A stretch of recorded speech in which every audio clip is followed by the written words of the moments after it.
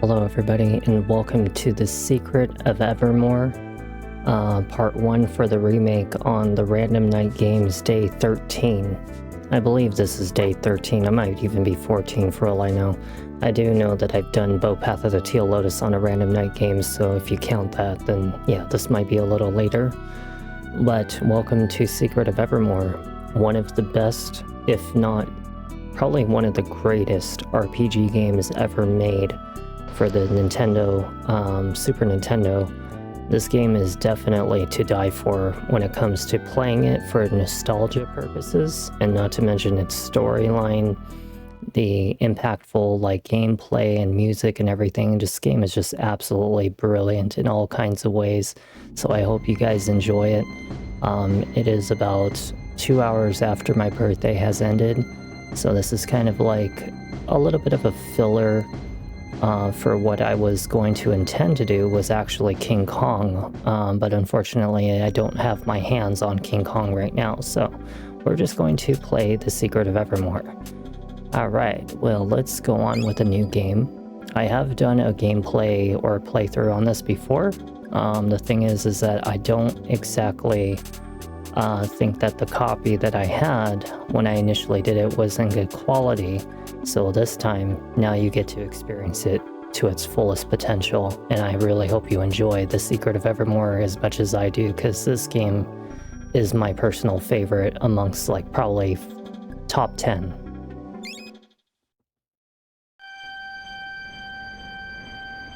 I will try to do a little bit of voice acting, maybe just a little, but not too much. Don't want to have to go overboard.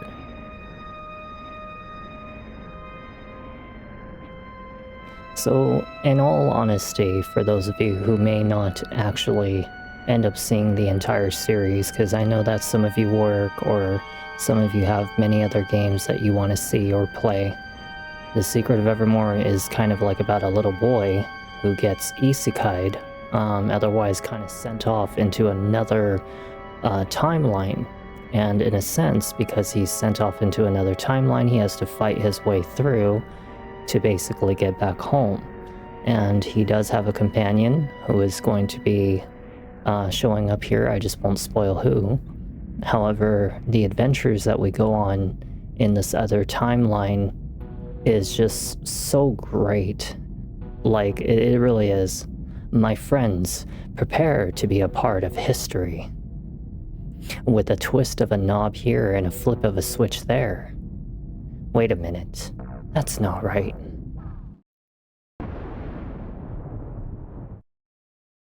And this is how we get isekai'd. So 30 years later, here comes us.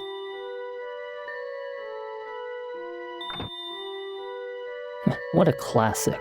My favorite part was the battle with the slime beast in the toxic swamp. You could hardly tell that it was really a bunch of old tires and something.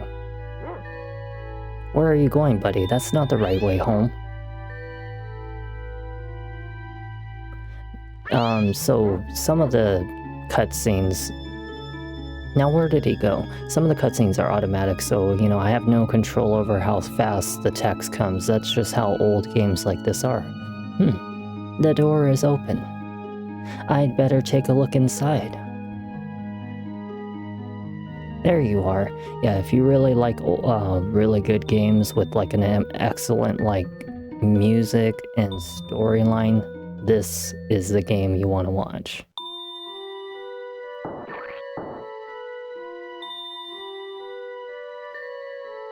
Oh look, a mummy, a chainsaw, and a balloon animal. This wall panel is kind of loose. Wow, I think we found some sort of a secret entrance.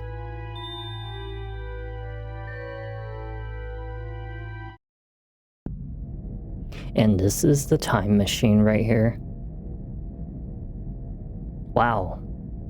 This looks like the PZS plasma drive when it was in Consonants Collide. I wonder if it works. Whoa. We should get out of here before something terribly goes wrong. Hey, don't chew on those wires. And... oh, did you see how the dog flashed for a couple seconds? Like he changed images? Yeah, that's a little foreshadow of like different versions of your dog friend.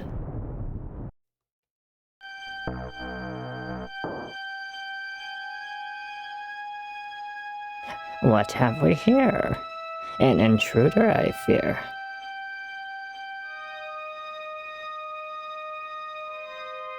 That was some blast. Who are you? That's not important. We've got to get you out of here. We can't have you two meddling with the professor's experiments. Come along.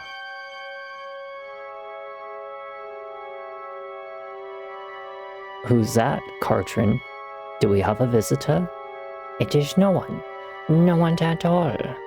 Continue with your work, Professor. This guy's like Dr. Jekyll and Mr. Hyde. After you. And he's like Dr. Jekyll, Mr. Hyde. I don't trust him. Uh-oh. Now what? So we gotta grab our weapon. This is like a little introduction as to how we fight. But unfortunately, we're not gonna always have a bazooka, just so you know. So there is a charge meter at the bottom, alright? And this is exactly how we fight. We always want to make sure we're at 100% before we do anything. This is one of like the best weapons in the game is the bazooka, if not probably the most overkill weapon in all of Secret of Evermore. Unfortunately, we will not get this until about the end. This looks like the way out. Is that you, buddy? I can't see very well. It's dark in here. Hey, I think some sort of futuristic escape pod. Oops. There goes the control pad. Good thing we won't be spending too much time talking in this game as much as we are actually playing. Well, you know, it is a little bit of an RPG. It's not really like an RPG. I call it like an actively action-based kind of game. It's not turn-based. Whoa, that was some landing. I think the pod and bazooka are shot. Well, that's just wonderful. Where am I anyway? And where's my dog? Here, buddy. Here, pupster. Where are you, boy? Wow, is that really you? He's like, yeah, that's me. I'm a big grumbly dog now. You've changed. If you're really my dog, you'll fetch this stick. Okay, go get it.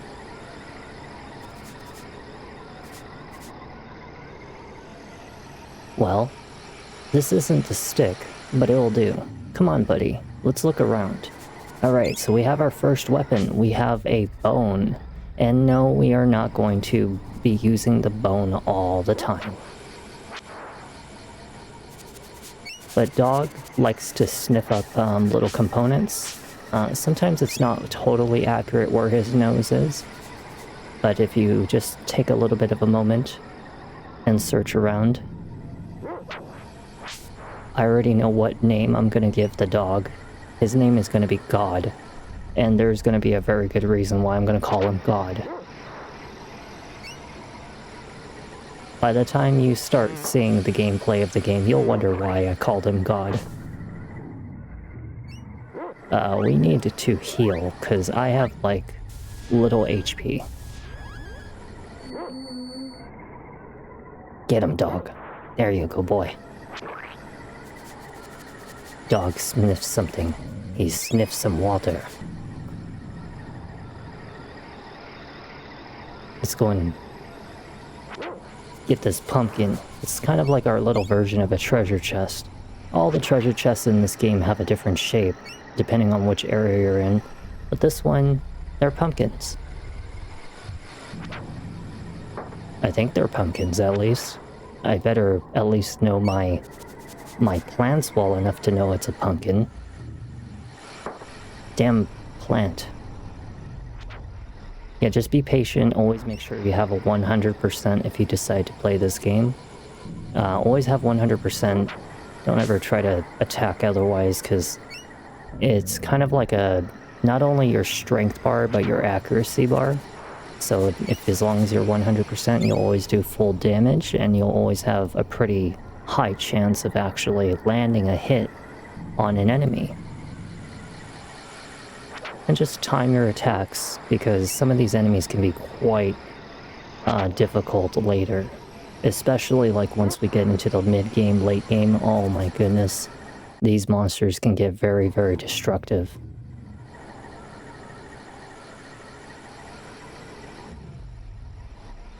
I have a strange feeling about this. Uh-oh.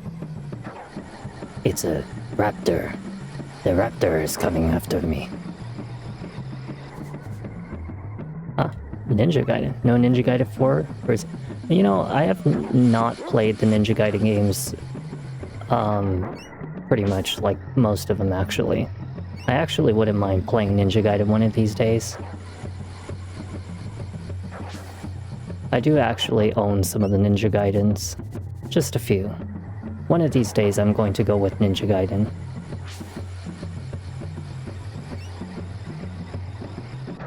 When I feel like I've finished probably all of, like, the Souls-like games, I'll probably go on with Ninja Gaiden or something. There's really no benefit in me trying to actually kill the raptor. Like, well, there's actually 4 raptors, but the thing is like, it does get you like $50, and $50 is kind of nice, if you personally ask me. That's one.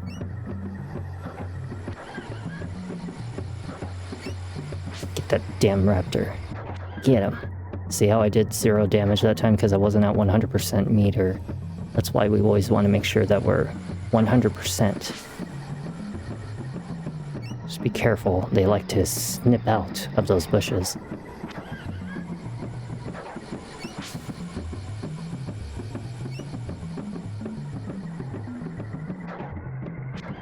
Yeah, get that raptor.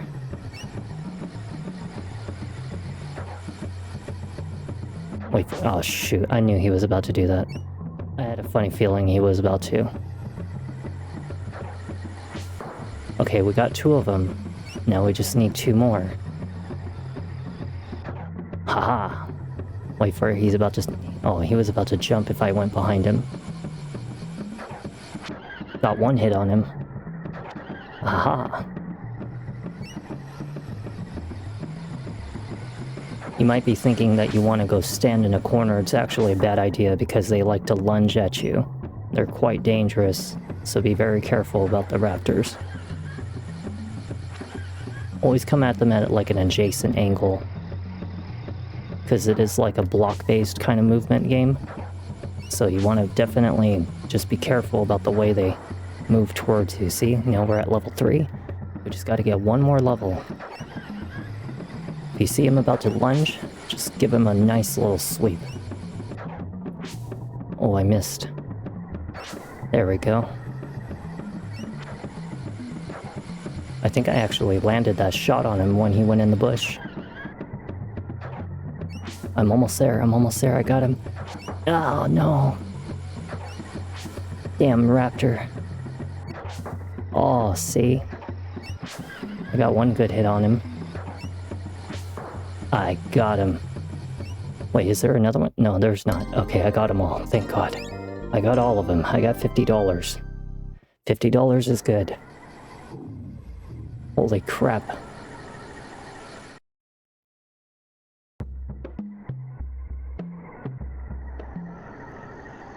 This is the hut of our leader.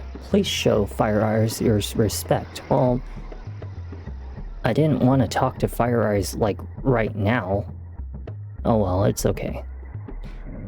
They're chanting Fire Eyes' name. I promise I'll change the text box so that way it looks a little more readable. What? Oh, hi. My name is Elizabeth. Everyone around here calls me Fire Eyes. What? Hi. Siri is my name. Well, Siri, step into my hut, we'll talk.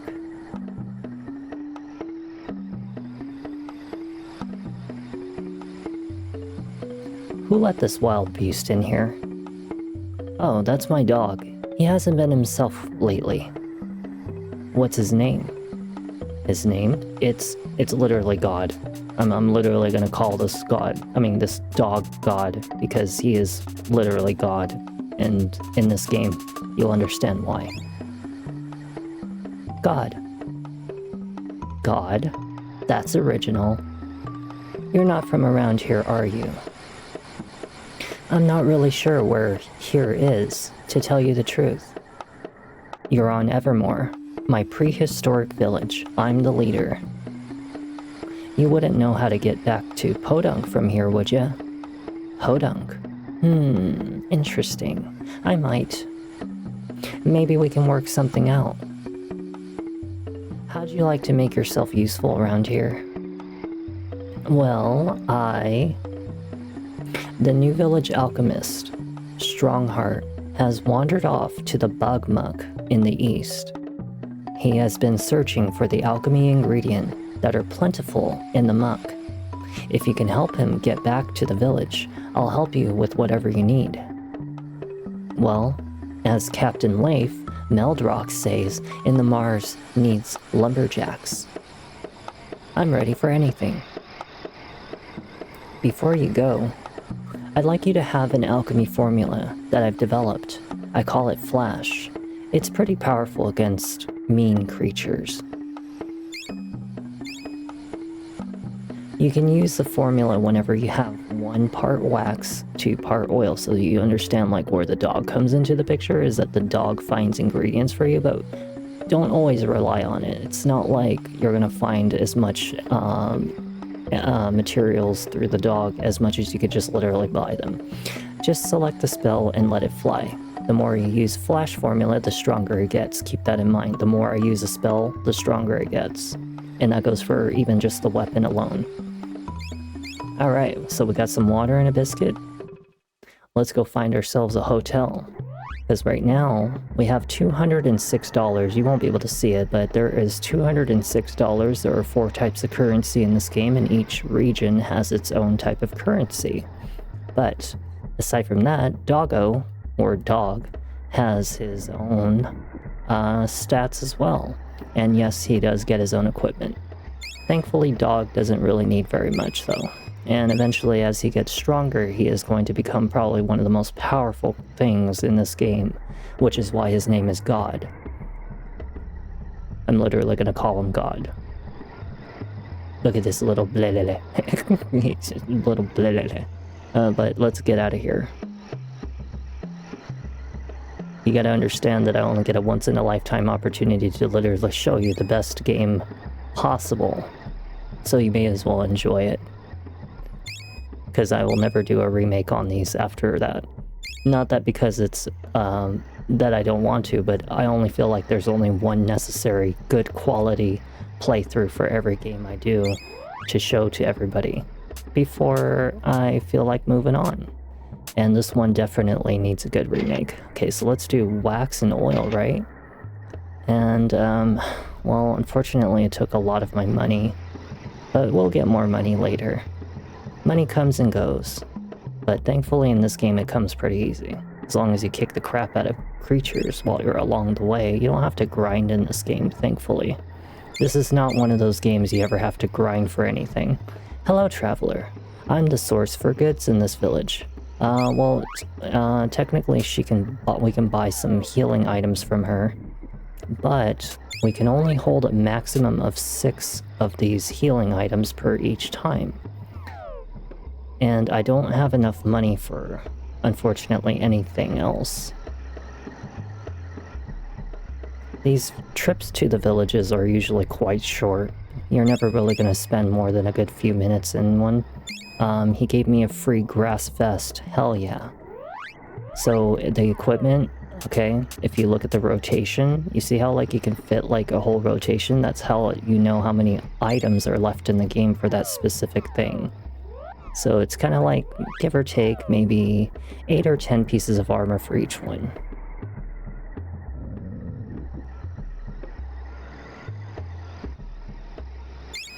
Fruits and wax. An adventurer must have shielded out in the field I deal in strong armor. Well, we have the vest, but we need $250, $180, and $120 for that. Unfortunately, we don't have enough money for all that stuff. It's too expensive. But we can at least try to grab... Oh, we got another biscuit. Since I probably won't have enough for the hotel, we may as well just use one of our items right now for Doggy. That way we can kind of revive God. We're just gonna call him God. I keep on forgetting to not call him Doggy, his name is God. Up here is a little area that we cannot access right now, or access, so we'll have to wait. There is a hotel over to the top right over here.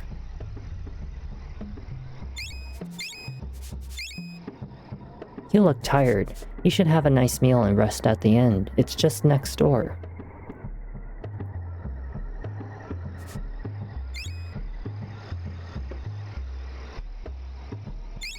Roots, wax, and nectar. Nice. Hello, friend. Welcome to my inn. Spend $10 to heal? Why not? It's actually the official way we get a save in the game anyway.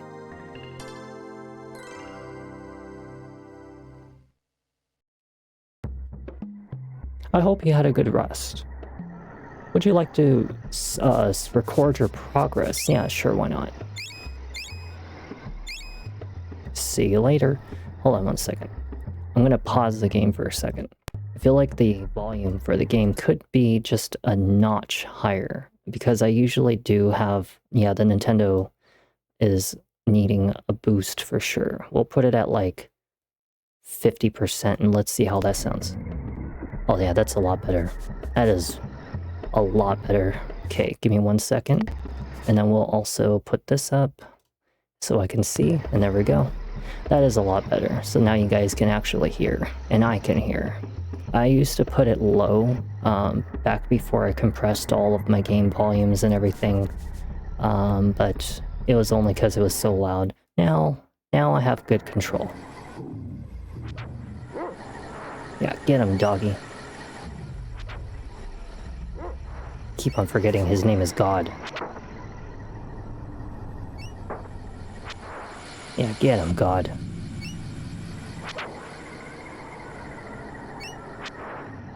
Okay, so our goal is to go find some guy named Strongheart in Bugmuck. And Bugmuck is kind of like a really gnarly looking area that's to the southeast. Let's just get a couple kills. You always at least want to get a good few kills on the enemies before...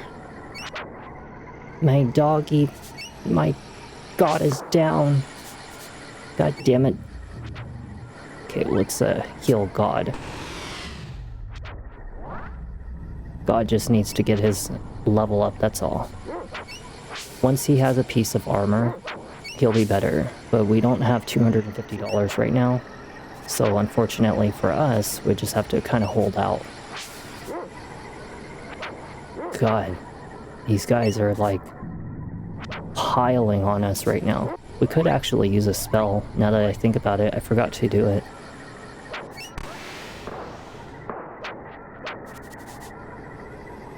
Just get them all in one piece right here. God just hit level 2. I don't remember what like the maximum level is. Like, I know it's 99, but I'm saying like for me when I beat the game, it's usually like around like the 40s or the 30s or something. It's not that far, to be honest. We don't go all the way. How much money do I have right now? We should check, because if I have enough to get a piece of armor for God, we only have $109. We'll continue up ahead. If I die, hopefully I don't. But we should find a nice piece of armor pretty soon for God. And for myself.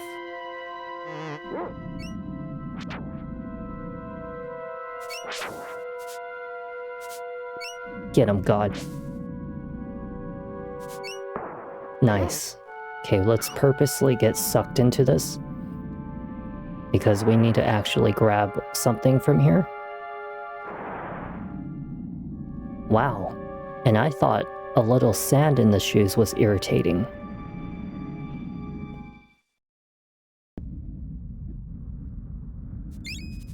Got some water, some clay.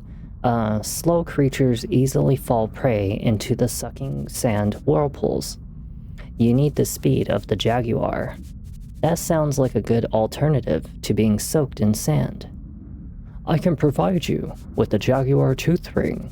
It gives the wearer the ability to run with the speed of the fastest feline, and it is free with any purchase today only. Okay, well, let's buy some healing items. We're definitely going to need one of those, one of these, and we're going to grab a couple of these. And that should be it. Alright, we got ourselves a Jaguar Ring. Press and hold A to run, but watch your energy. Yeah, I know that about that. So your running speed is now like this, but it's temporary only up until the point that your stamina runs out. But it's a nice little way to get the hell away from enemies or to run across fields. Maybe we should be a little more careful around those whirlpools. Like Jack McCoy said in Invasion of the Mole People, stay focused and watch your step. Uh-oh.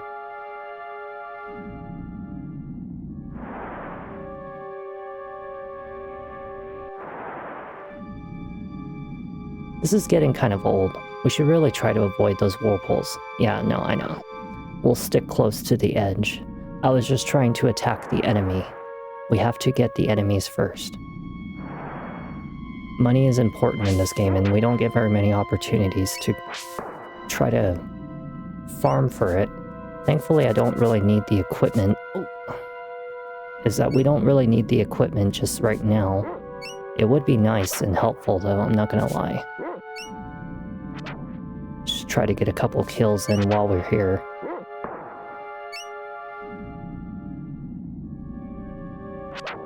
I don't think that there's any items in this area. Save your spells. Don't try to waste them too soon, especially since we're about to go up against a boss pretty soon. Save your spells. Yeah, they're very important. They definitely help you in situations where you need to push the enemy away or just get a nice little long-range attack on them. So definitely try to conserve your important ingredients. Now that we're up here,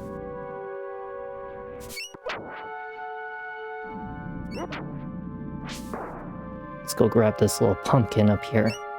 Pretty sure there was a pumpkin. Oh, we got a petal. Well, unfortunately, I don't really need a petal right now. Dang. Do you know how hard it is to hit the mosquitoes in this game? It's actually very difficult. So for God to land an attack on him and successfully kill it, that's actually quite impressive. Yeah, the mosquitoes are not easy to kill, although they're not necessary either. They don't really do much. Now this is a monster that you want to stay the hell away from early game. He is a pain to deal with. Just kind of like dodge him a bit. Ooh, see, he's got a nasty little bite. Let's use one spell on them. This is the only spell I have, and I'm already out of ingredients for it, unfortunately. Just try to make sure that we don't get sniped by this thing. Oh, wow. There's what you get. Okay, so you know those petals that we have? Well, we can only hold 6 of each healing item, so we're definitely going to want to use one right now. You can actually split the healing item between 2, I think. Or it's a spell that can go between 2 people. Shared between. Hello, friend. I don't get many visitors out here in Bugmok. I study alchemy. It's very powerful. Alchemy? You're not Strongheart, are you? No, but I know him. I saw him only a few days ago. He was walking towards the big muck. Like the big bug.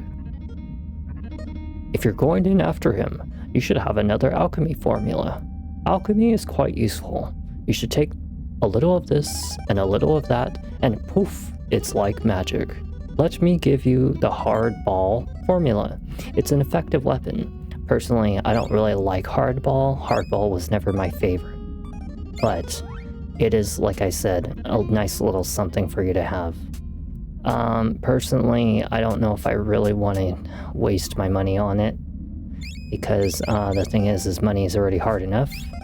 So let's try to conserve our money and use it only on equipment.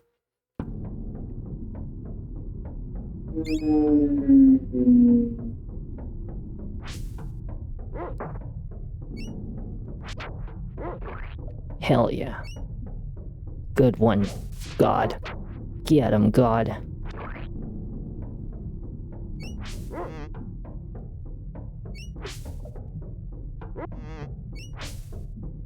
Ah, forget it. I don't want the mosquito.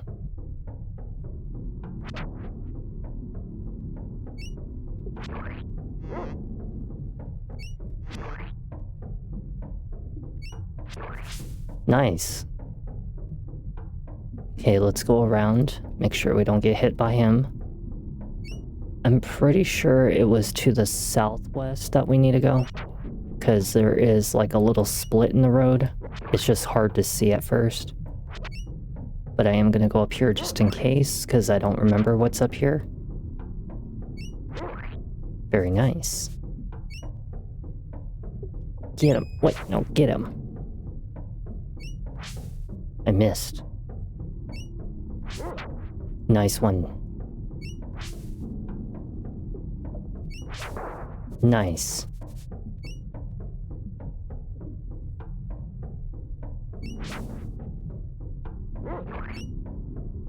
Oh, here we are. We're here. I didn't actually think that this was the path leading over to the big bug.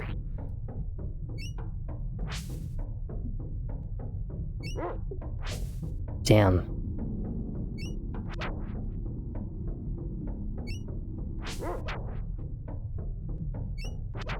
Got him. Yeah, be very meticulous about the way you attack, because it's very easy to die in this game. Very, very easy. Some of these enemies can hit very, very hard, and it can take you down very quickly. So just be very cautious. Don't be in so much of a rush. Let's go check what's up here. Damn it. Pretty sure that there was a healing item up here, no? No healing item. Alright. Nice hit. Nice hit. Hell yeah. Good teamwork. That's what I'm talking about. Alright, let's go inside Bugmuck's place. Bugmuck in here. He's a very, very dangerous one. That one is a boss that will make you really question if you can handle the material in this game. Because he can be quite difficult. Luckily, we'll eventually get some very good weapons pretty soon as we go along in the game. So that way we don't always have to use this piece of junk bone. I think that was God who landed that attack. Yeah, definitely couldn't have been me. Hell yeah, very nice.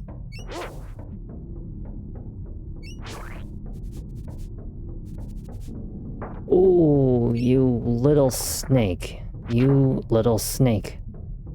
I wonder what it is. It's like a dragon, I think. It's like some kind of like, I don't know, like a giant snake or like a dragon. That's what it always reminds me of.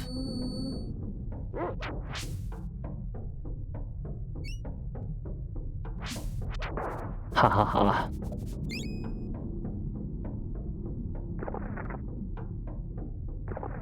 Okay, so you know how like we're getting trapped right now, right?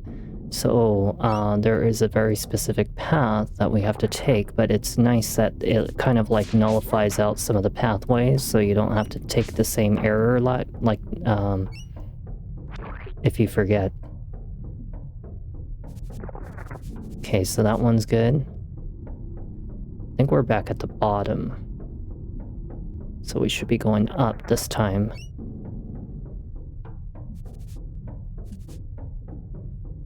Okay, so we're blocked off in this area. So let's go back down. And let's try a different path. I think it always starts with the right side. If I'm not mistaken, it's the right side. It kind of loops down like a loop-de-loop. Then you go up, and I think it's to the left. Yeah, I think it's to the left that we want to go. I couldn't see that enemy either, I'm sorry. Some of these angles will be covered by my camera, but hey, we're doing the best we can. All of us together.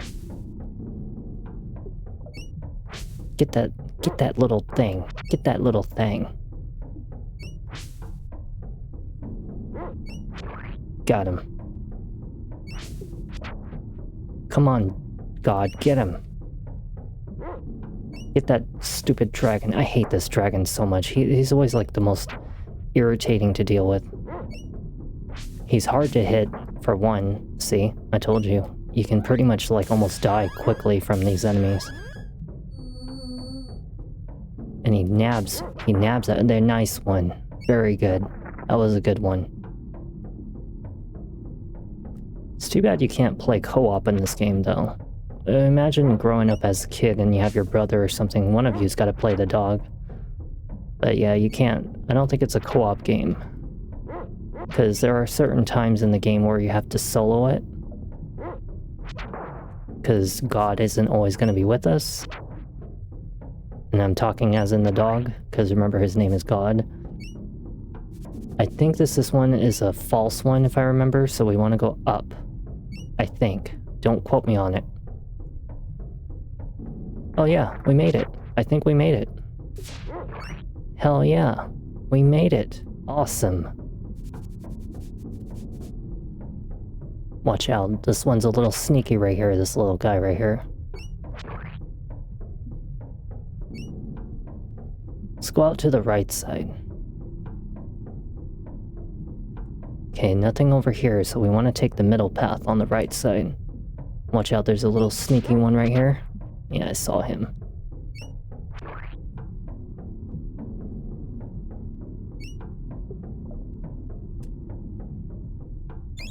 Nice.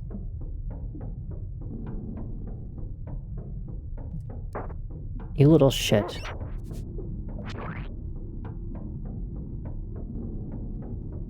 Okay, so we've seen both the top and the middle for the left and right side. So now right side is completely done. So all that's left is to see what's on the left side over here. It's probably maybe a pumpkin or something. Get him! Got a biscuit. That's very important for us to have. Dog has like only one true revive item, and that is the biscuit. So definitely try to make sure you have enough of those. Okay, so right here, we're definitely going to do an illegitimate save. And the reason why is because this game, you do not want to backtrack in progress. It is one of those kinds of games that, trust me when I say, if you die, the last time I saved was back at where that guy was like, oh, here's the hardball alchemy formula. Because this is a very hard fight. So as you notice, his weak spot is obviously his heart, but I'm gonna tell you right now, that heart is not easy to get to. Okay, just wait for it. Get all these little dudes first. Stay away from his claws. Do not go near his claws. It is very bad. Very ugly situation.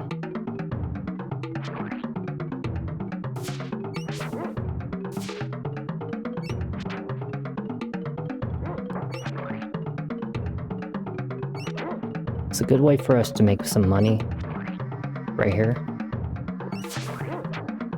And then when you're ready, smack at him. Go up. Yeah, this is why I told you that that he can be very dangerous. You see how much damage he just did to my dog? Yeah, that is why that you gotta be very careful.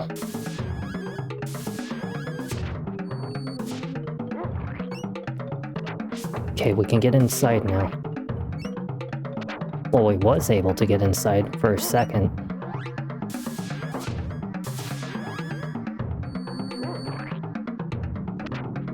Come on, open up, you... There you go. Now get inside. Open up. We get some healing items if we kill these little bugs. Very nice. Yeah, keep on giving me healing items and that'll be the good way for me to kill Bugmuck.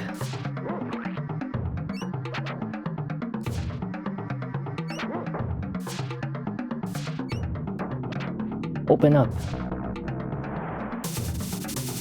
This is very bad. He's about to kill dog. I mean God. Okay, we're inside. Nice hit. Let's heal for ourselves, and let's try to gather some petals from these little creatures. Very important.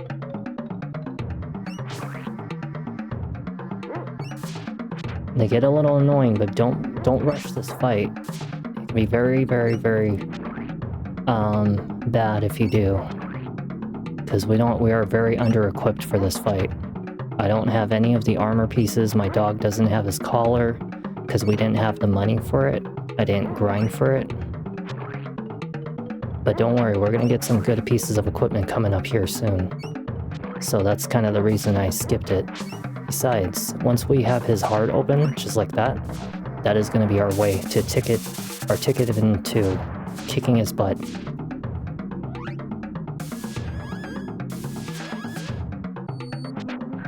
Hell yeah, 35 damage to his heart, that's very good. 30 damage, very nice. Okay, always try to keep your health above half, because you do not want to let it fall below half. It is very dangerous to even take that risk. Nice, 72, that was a good one. If only God would frickin' attack his heart.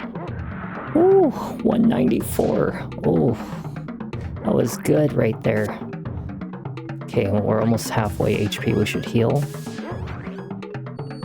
Get him, God. Get him. Whoa! Hell yeah. That's the first time I've ever beaten this boss without using any of the other pieces of equipment for, like, armor and stuff. Holy crap.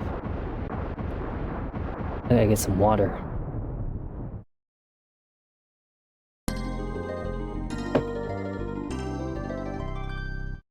We got a new weapon called the Spider Claw. Very good weapon.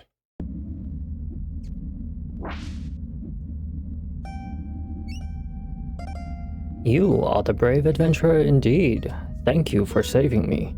I am Strongheart from the village of Fire Eyes. I am a member in good standing of the Nobilian Order of Alchemists. I'm Siri, and this is my good dog. My dog, God. He hasn't been himself lately. I am very happy to meet you both. I was searching for the alchemy ingredients when I stumbled upon that monster. If you didn't come along and save me, I would have been eaten alive. Please take this gift with you as my thanks. We got some 10 wax and 10 oil. That's for the flash spell. Good luck, Siri. Alright, we got $750. You know what we're gonna do with that? We're gonna buy some equipment. That's for sure. That is for sure. Ow, I cannot see the enemies. Yeah, I'm kind of blind when I move left. We all are.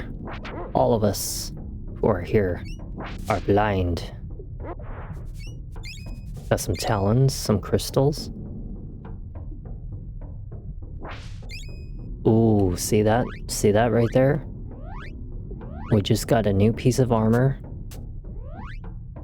It is right here. And this one right here does too. So right here, I'm pretty sure like the first piece of armor is only one defense for the arm guard. This one's 2. So it's a very nice little upgrade. It means that I don't have to buy the piece of armor that's back at like the little caveman kind of village. So the nice thing is that even though it actually looks like he's on a different ground, you can actually attack creatures from what looks like you're on an upper floor, because it does count as like a flat image. It just looks like it's a 3D image, but it's not. Or two-dimensional, I don't know what the hell, two-dimensional, three-dimensional. It looks like it has an altitude, an elevation, a difference, but it's not. So now we can cut grass, which is really good because that's actually what we needed in order to progress to the next area.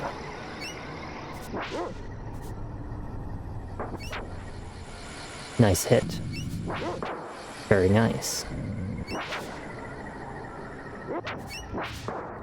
Oh, very nice. See how powerful this weapon is? So much better, and even God is doing way better. That is why he is known as God, because he is going to become so powerful later. Even stronger than me, which is impressive. I mean, look at him, he does 27 damage, I'm doing like 13, that's nothing compared to what God's doing. Also, since we're here, we may as well go back to the village real quick, because we need to go buy some equipment, some new pieces of armor, and not to mention some new healing items. Come on, God, let's go talk to Fire Eyes. Well, I guess we could go talk to Fire Eyes real quick. I hear you are victorious and reach in the far reaches of the Bugmuck. Well, it was a bug hunt, but we got out of it okay. And we got a nifty claw too. It's like an axe. Well, that's great. Strongheart has returned to his hut south of the village. And now the village faces a new crisis. The volcano to the north is rapidly cooling down. If this trend continues, we could have an ice age on our hands. I'd like to help you, but I've really got to start looking for my way back home. Your best bet may be to track down the source of this atmospheric icing. You see, I'm originally from Podunk too, and my grandpa is the inventor who lived in the mansion on the hill. And he made the machine that could send people to worlds of their own design. Does that sound familiar, like what we saw in the beginning of the game? Her grandfather is the reason why we're here. Since I enjoy all things prehistoric, I dreamed of this world of a cave people and dinosaurs. I was supposed to be here for a couple of hours, but it's been a couple of decades. Now and again, I sense evidence of outside influences on our world. This recent drop in temperature could be the work of someone from the real world. And that person has control over the vicious volcano vipers. If you go to the source at the center of the volcano, you might find someone or something that could lead you back home. And you might just save our village at the same time. Wow. This is like what happens in the Pale People of Planet 5. It's about a bunch of astronauts who get stuck on an exact replica of Earth. Only it's populated by zombie vampires and, well, actually, this isn't like that at all. If you're finished with your little anecdote, I can give you the ability to call on me in difficult situations. Okay, so you see these call beads that I just got? Do not use them. Do not ever use them unless you are up against a boss that is absolutely driving you crazy, because those call beads are powerful and they are limited, okay? If you need my help, especially in big battles, you can throw a call bead to the ground. I'll appear in a flash and you'll be able to summon one of my spells. No offense, but how can a girl help a couple of adventurers like us?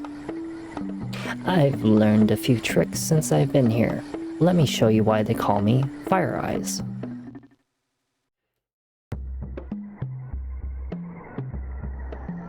Step back.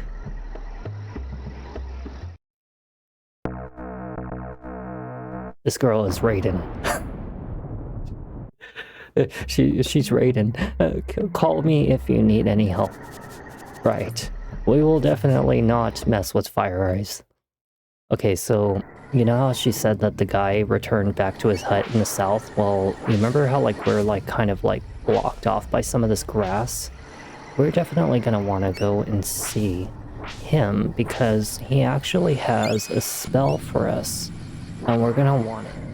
A lot of these spells are easily missed in this game because a lot of people are not very thorough with searching, and even I have never been successful in finding every spell in the game. But I am... Oh, look. We just got a shell hat. That's actually one of the pieces of armor I could have bought from the merchant, but I got it for free. Do you see why I didn't buy anything when I first came in? Or grind for anything? Because then you would have bought it for nothing. This is one of those kinds of games where you just really don't want to have to spend as much as you need, because if you try to excessively go after every piece of armor in the game, you're going to be disappointed to find out that it's replaced very quickly. Hello, Siri. I'm back in business after that terrible experience in the bug muck.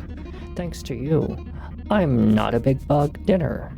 Please take this cure formula. It will cure you from poison and other illnesses. The formula requires 2 parts roots and 1 part oil. Well, we're definitely going to take it. And we will definitely buy root. Okay, so root is a very important one.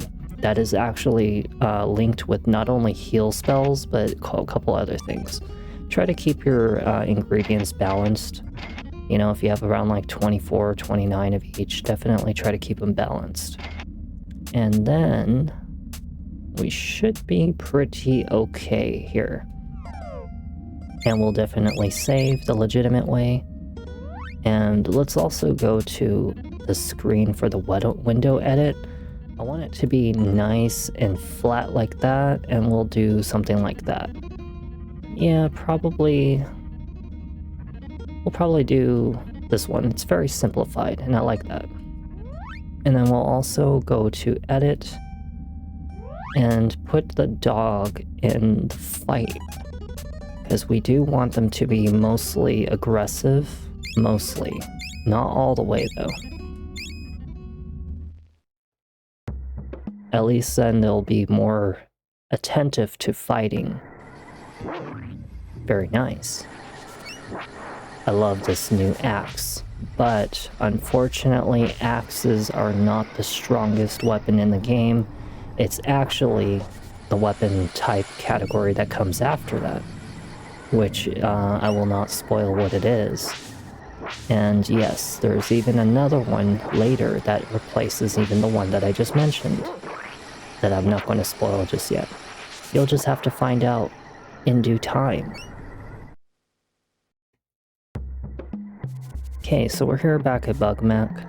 Let's actually go and take a look at the merchant real quick. Can't remember which one of these huts is the merchant though. Oh look, she gave me a petal. Make sure you buy plenty of petals and nectar along your journey. We will definitely make... this is the inn. And then let's go over here and let's go find out what's up here. I think this is the guy that sells the weapons and armors. The Vipers get material from their weapons in the Mammoth Graveyard to the northeast. So somewhere around here, I think, is the guy that was selling the armor. So let's go talk to him. Okay, so we need a collar for a dog. Or should I say god. As you notice, we can buy the grass hat and this one, which is actually weaker than the other armors. But you know what, just to have all of them, just so that way we can see it, let's just buy it anyway. I like to collect. You know, I do. I want to collect them, because then it lets you know, like, how far you came in the game. You know? Lets you know if you're missing anything, or if there's, like, you know, how far in the progress you are in the game. So it pays to help, to know. My ear is itchy. It's because these earpieces, they tend to build pressure up in your ear and causes it to get a little swollen, if not itchy. Get him, dog. Get him, dog.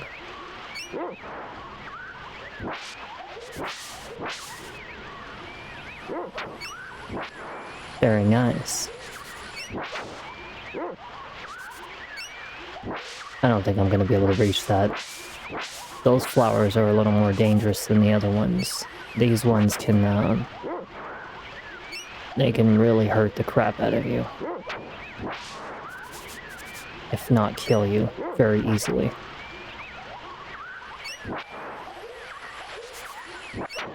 Good thing they have a little flaw to their tactics. They can't hit adjacently, so if you stand adjacently and attack just barely at the edge of where they are, you'll never get hit. See, like right here? Like right there? He won't be able to grab me if I stand right there. Got some clay.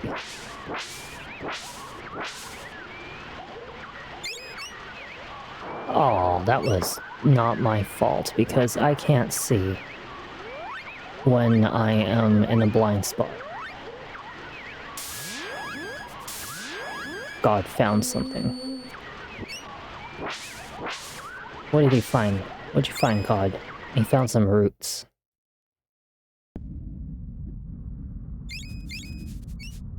I buy and sell the finest armor in the area. Oh no.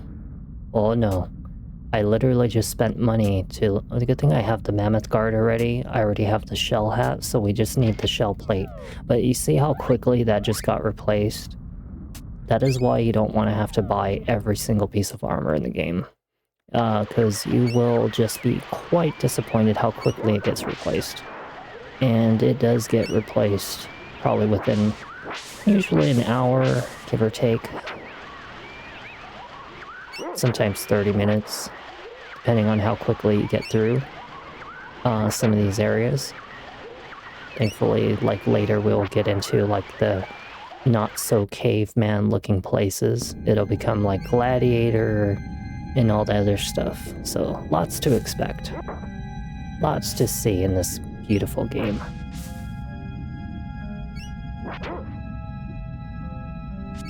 Get those spiders. Nasty little critters. Damn you.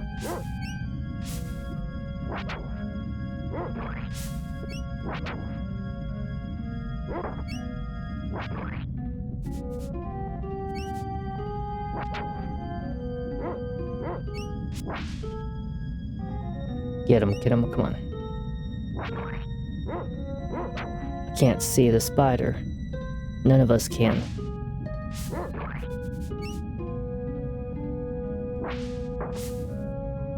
This is technically one of the best spots to place a camera, though. Not gonna lie. This is literally one of the best spots. I could always go a little more to the top left, but why do that when...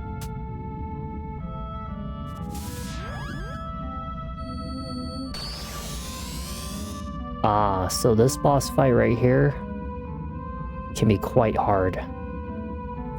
You trespass in our own land. Prepare to join the mammoths. Okay, let's take care of the ones that we need to right now. Shoot, they really hit hard, I'm not gonna lie.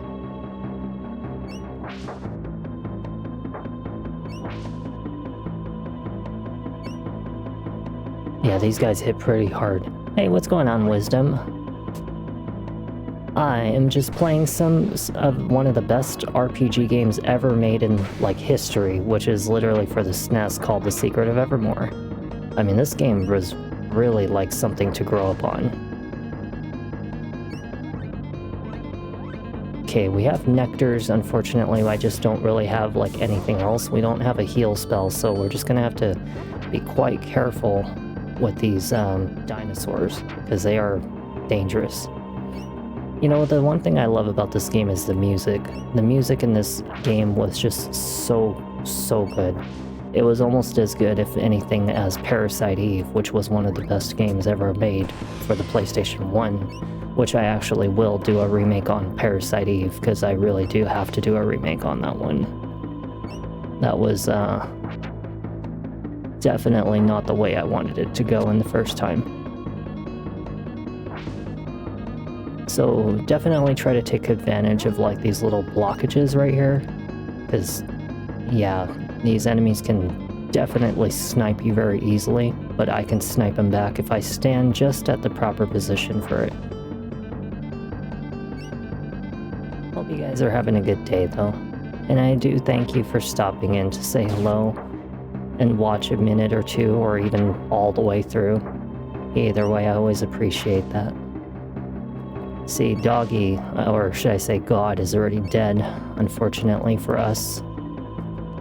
So let's get our spells out and let's start attacking one at a time, if not all three. When you split the damage between enemies, it's going to be less, so...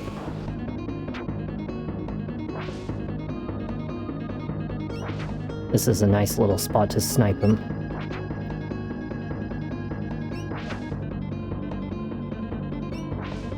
Shoot. My attack is not exactly like hitting them though.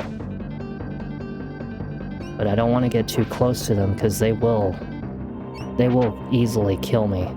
And I would have to start back a save like pretty far back. This is one of those games you just do not want to die. You do not want to die in Secret of Evermore. It sucks when you do. Okay, this is our cue where we need to heal pretty soon. So we're going to definitely use a nectar, even though it cost a lot of money and it's a very expensive item.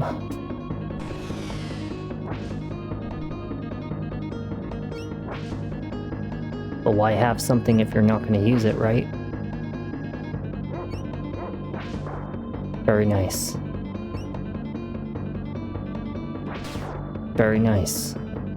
Okay, so this guy right here, he's the tough one right now. So we want to kind of keep him like right here, because if we try to get too close to him, he will hurt you so bad, like very bad. I almost want to fight him back at like this spot, because I really like this spot right here. This spot right here was very nice. Had a nice little advantageous little positioning for him. Keeps him at a good distance too. But I want him to get stuck in the right spot when I fight him. See that? He did 31 damage to me. My god. Yeah, fighting him is dangerous if you're not careful. This might actually be a little nice spot right here too, but we could also get trapped in there, which is also a bad thing. Yeah, I hardly do crap to him. Like, I do nothing to this one. 16 wasn't too bad for my spell, although it's not been leveled up yet. The more you use it, the stronger it gets, remember that.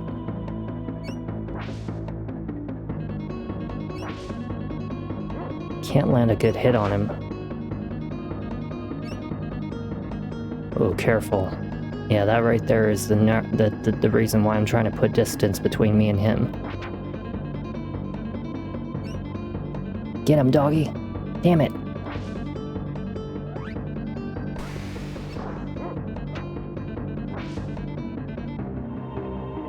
Get him, doggy!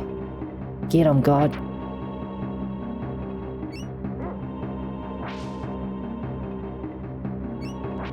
Oh, he tried to roll at me. You saw that? He tried to roll. He tried to roll at me.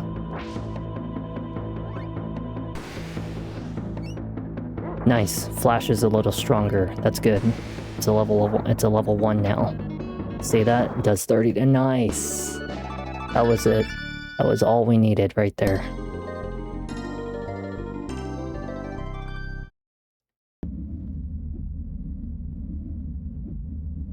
I wonder if this gate leads to the volcano.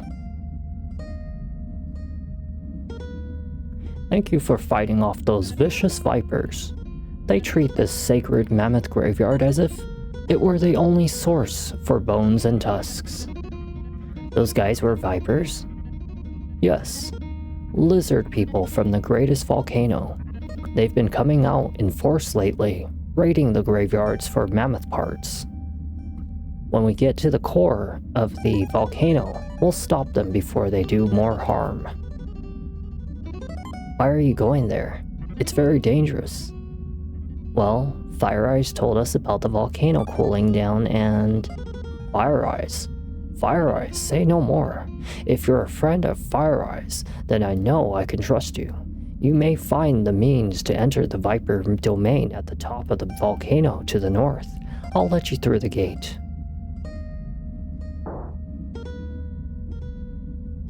Yes, please do heal my wounds. If you need to be healed later, you can use my heal formula. All you need is 1 part water and 1 part root in order to activate the spell. Very nice.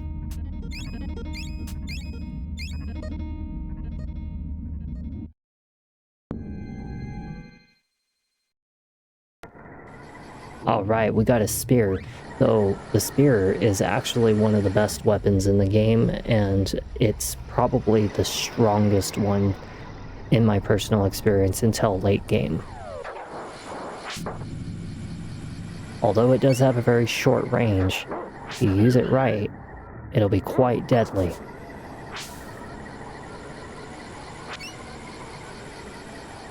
You have to get the spear to level 2. It's very important that we do.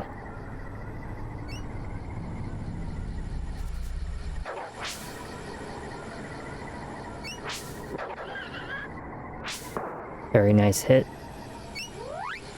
Let's heal both of us, because we need to be healed.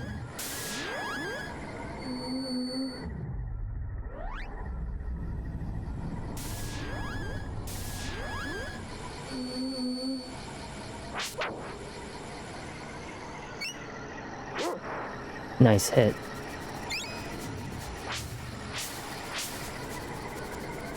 I don't know what he's sniffing up, but it damn sure ain't gonna be anything important for me.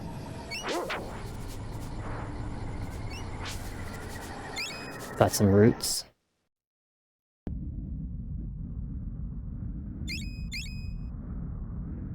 If you're looking to rest, then look no further. Stay for $30. What do you mean $30? My god. What a ripoff. That's what I say.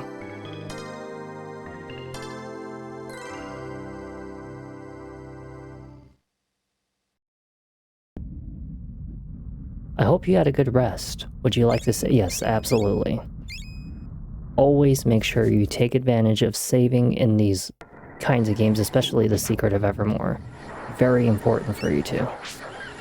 Get away from me. Ain't gonna have myself no raptor.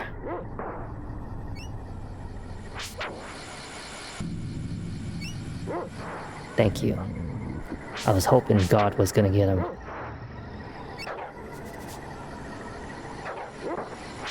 I moved back a little bit because I saw he was about to lunge at me. Don't try running too much in this game. And by that I'm talking about this one right here. This one. Because it ruins your attacks, you know? You really want to conserve your stamina to be at 100% for a very specific reason. So always move at a normal speed when you're battling, unless you absolutely have no choice. Then and only then, I would tell you, use the run ability. Careful, stand at an angle. Damn you, stupid. Making sure you use your heal spell as much as possible, especially in early game, because it's going to be one of your long-term spells that are definitely going to help a lot with healing later in the game. So take advantage of it while you can. That was a good hit. So if you ever need to see how far it is until your weapon levels up, all you have to do is literally go here, and if you see that it has 1 in 17, it means it's a level 1 weapon with 17 experience. It levels up once it hits 99. And we really do want this weapon to hit level 2. It's very important and vital that we get it to that point.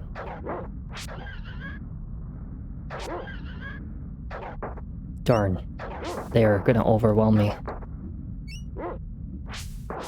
Nice. Darn it. We should definitely heal.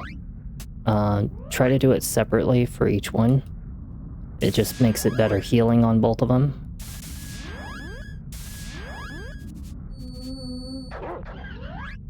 Go with one more on both.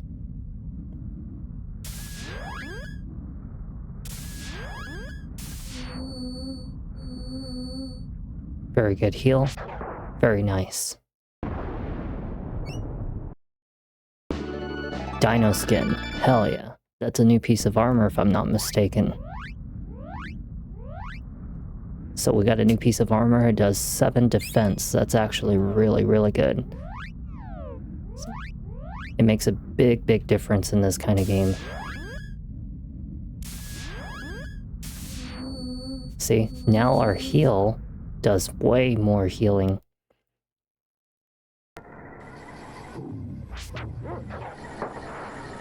Get that dang raptor. This is one of those games that I absolutely can never let down to say that it was not one of the best. It was really, really, truly one of the best SNES games ever made.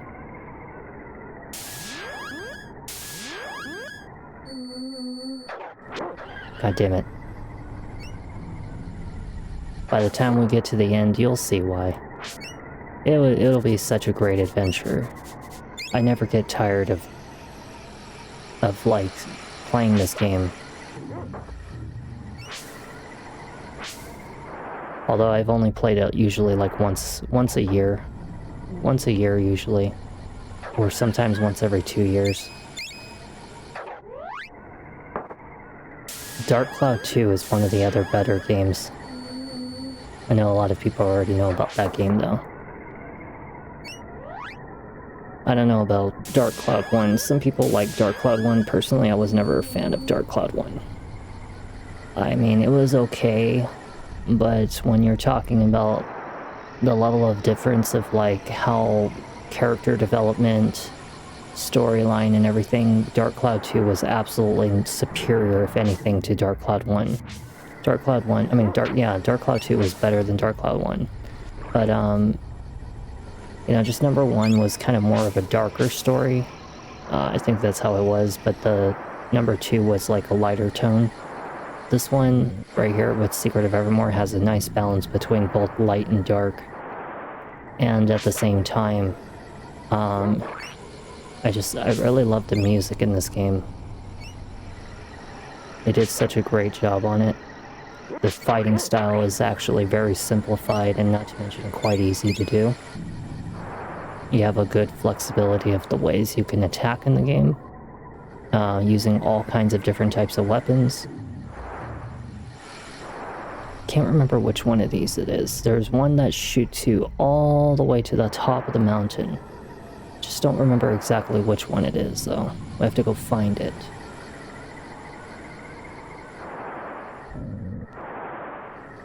Pretty sure it might be the one that's right on the left side over here. Get that little spider. Yeah, it might be this one right here. Okay, so it's not that one.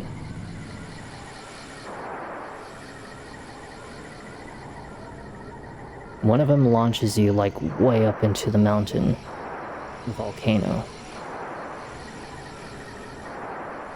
I always forget which one it is though. And I never found out how you find the way to this little pumpkin here. I could never figure it out for some reason. Let's see. It's definitely not this one. Ah, you know what? It might be this one. Oh, never mind.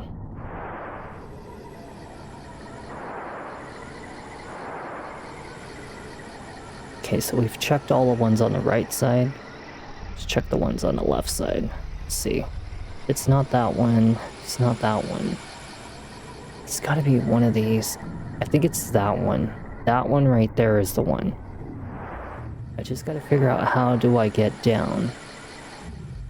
Aha! There we are. Now we can launch ourselves up to the mountain. Fly away into the sky.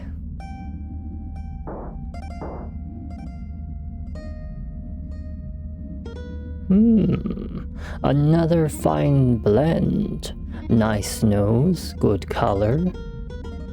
Hi. You wouldn't know how to get into the volcano from here, would you? The volcano? No, none but the way that would turn an adventurer into ash and molten bones. Pardon me? The only way that I know to enter the volcano is straight into the crater. Of course, come to think of it, you could try the catacombs at the base of the volcano. I've seen a passage, but it's blocked by a big rock. Levitation. That's a good solution. You could lift rocks and the other heavy objects by using the levitate formula. I'll give it to you right now. So this one requires chili pepper, and I'm gonna tell you, chili pepper is very hard to get your hands on. The formula, yeah, mud pepper, that's right, mud pepper. Travel to the east from the base of the volcano and you'll find mud peppers in the swamp. Okay, let's see. We're gonna want some ash. We'll go with like 40, close to 40 of each. Okay, and then we'll save. And now we're about to go fight one of the most irritating bosses I've ever fought. He's not so irritating as long as you have the level 2 spear. But right now, we don't have the level 2 spear. You know, because our weapon is kind of needing a lot more experience, in fact. It's requiring quite a bit. I would usually just say use a cheat. Like, if you really want to, like, speed up the game, just use a cheat to, like, get the weapon to, like, the highest, like, grade, because at least then you can take out the grind. Because I'm gonna tell you, like, grinding for, like, level 2 weapons, especially when you have to do it for, like, every single piece of equipment that you have in your game, like, you know, a new weapon or something like that, it becomes tedious. But it is a once-in-a-lifetime kind of opportunity for you to play a really beautifully made, nostalgic game. I mean, this was a really to-die-for childhood game.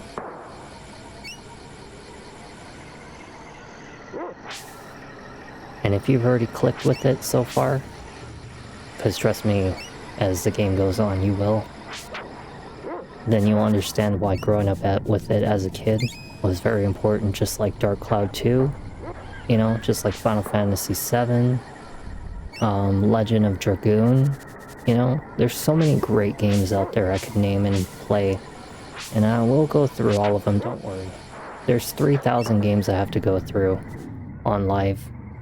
And you'll have a great quality version of each one, because I want to make sure they're all perfect for, you know, someday that, God, I need your help. Is that, you know, I want to make sure they're all perfect for you guys. Because then you can always look back at them. Unlike the old ones that I did initially, they're pretty botched. But that's because I was an early streamer at the time. The beasts in these parts are very dangerous. You should stock up on life-giving items. We'll definitely do that. We want some petals. And we want some nectar. Nectar is incredibly expensive, but hey, you know what? It's actually better than having no nectar. There's a very good reason why you should spend your money on healing items, because healing items... yeah, you're gonna want that.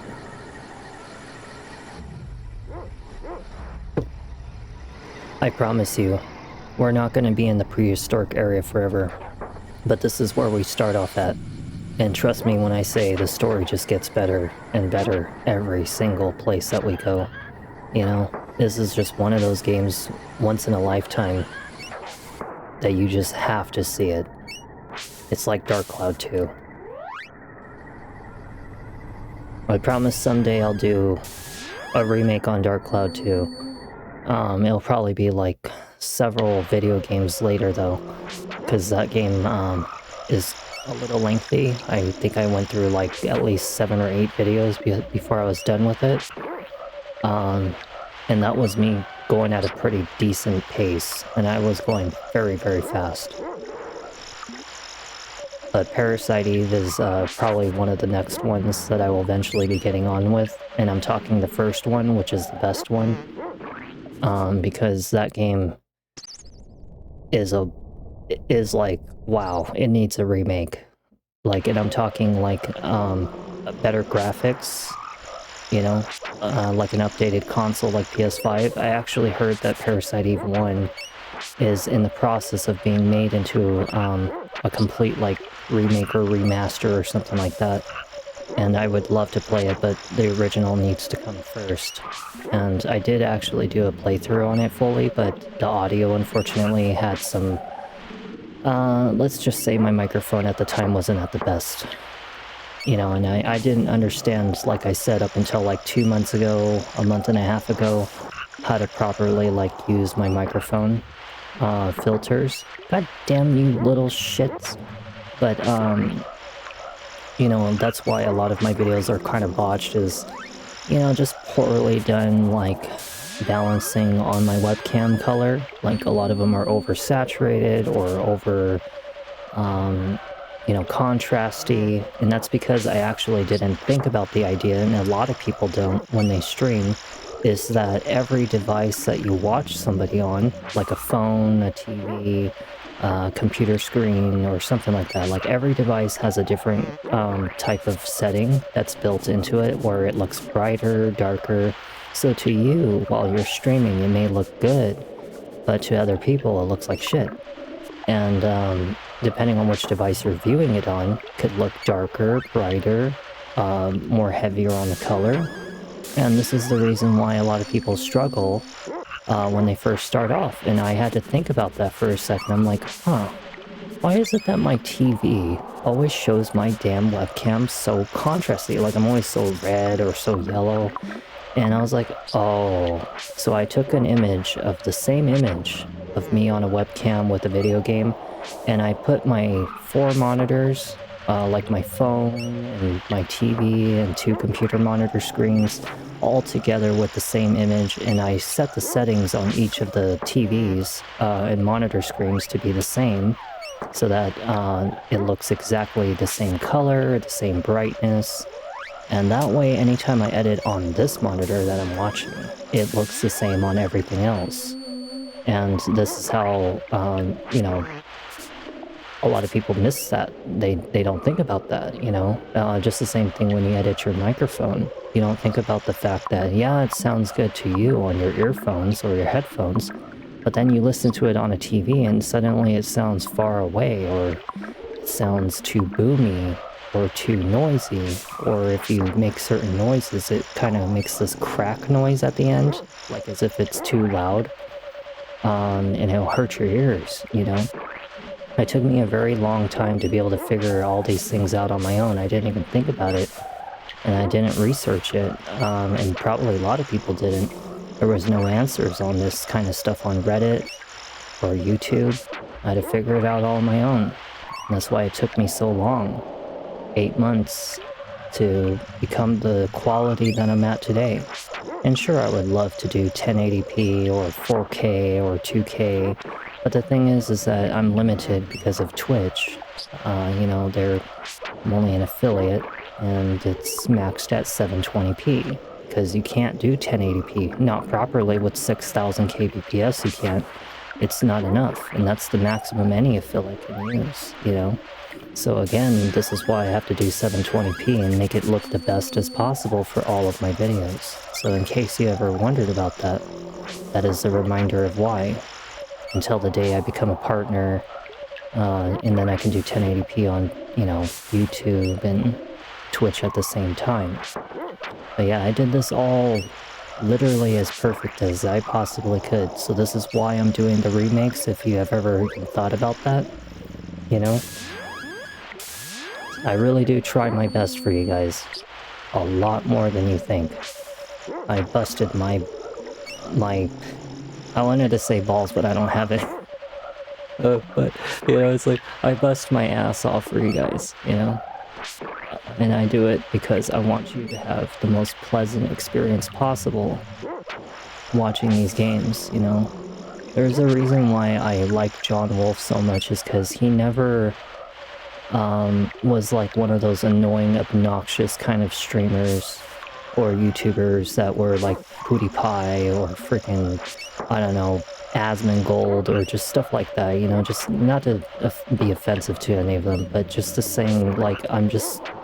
Sometimes some people don't really like all those loud, obnoxious kinds of people, and, you know, they never pay attention to the storyline. They're always like, you know, just like making all these loud noises, or when they do collaborations, there's always this person in the collaboration video where they're obnoxiously loud and annoying. And this is why I don't want to do collaborations, is because I just don't trust certain people to make a good quality, you know, compatible video. And, you know, I want you guys to understand the storyline in the game. I want you to have a pleasant experience watching these games. You know, that's why I stream the way I do. I may not be the most funny, most entertaining, but I put my whole heart and soul into these for you to experience it the way as if you were sitting next to me in real life, watching me play. And that's the way I do it, you know? Don't get me wrong, there are times I get pissed off in games, and that's when I start cursing or getting really upset. But, you know, I'm not always like that. Trust me, I'm not.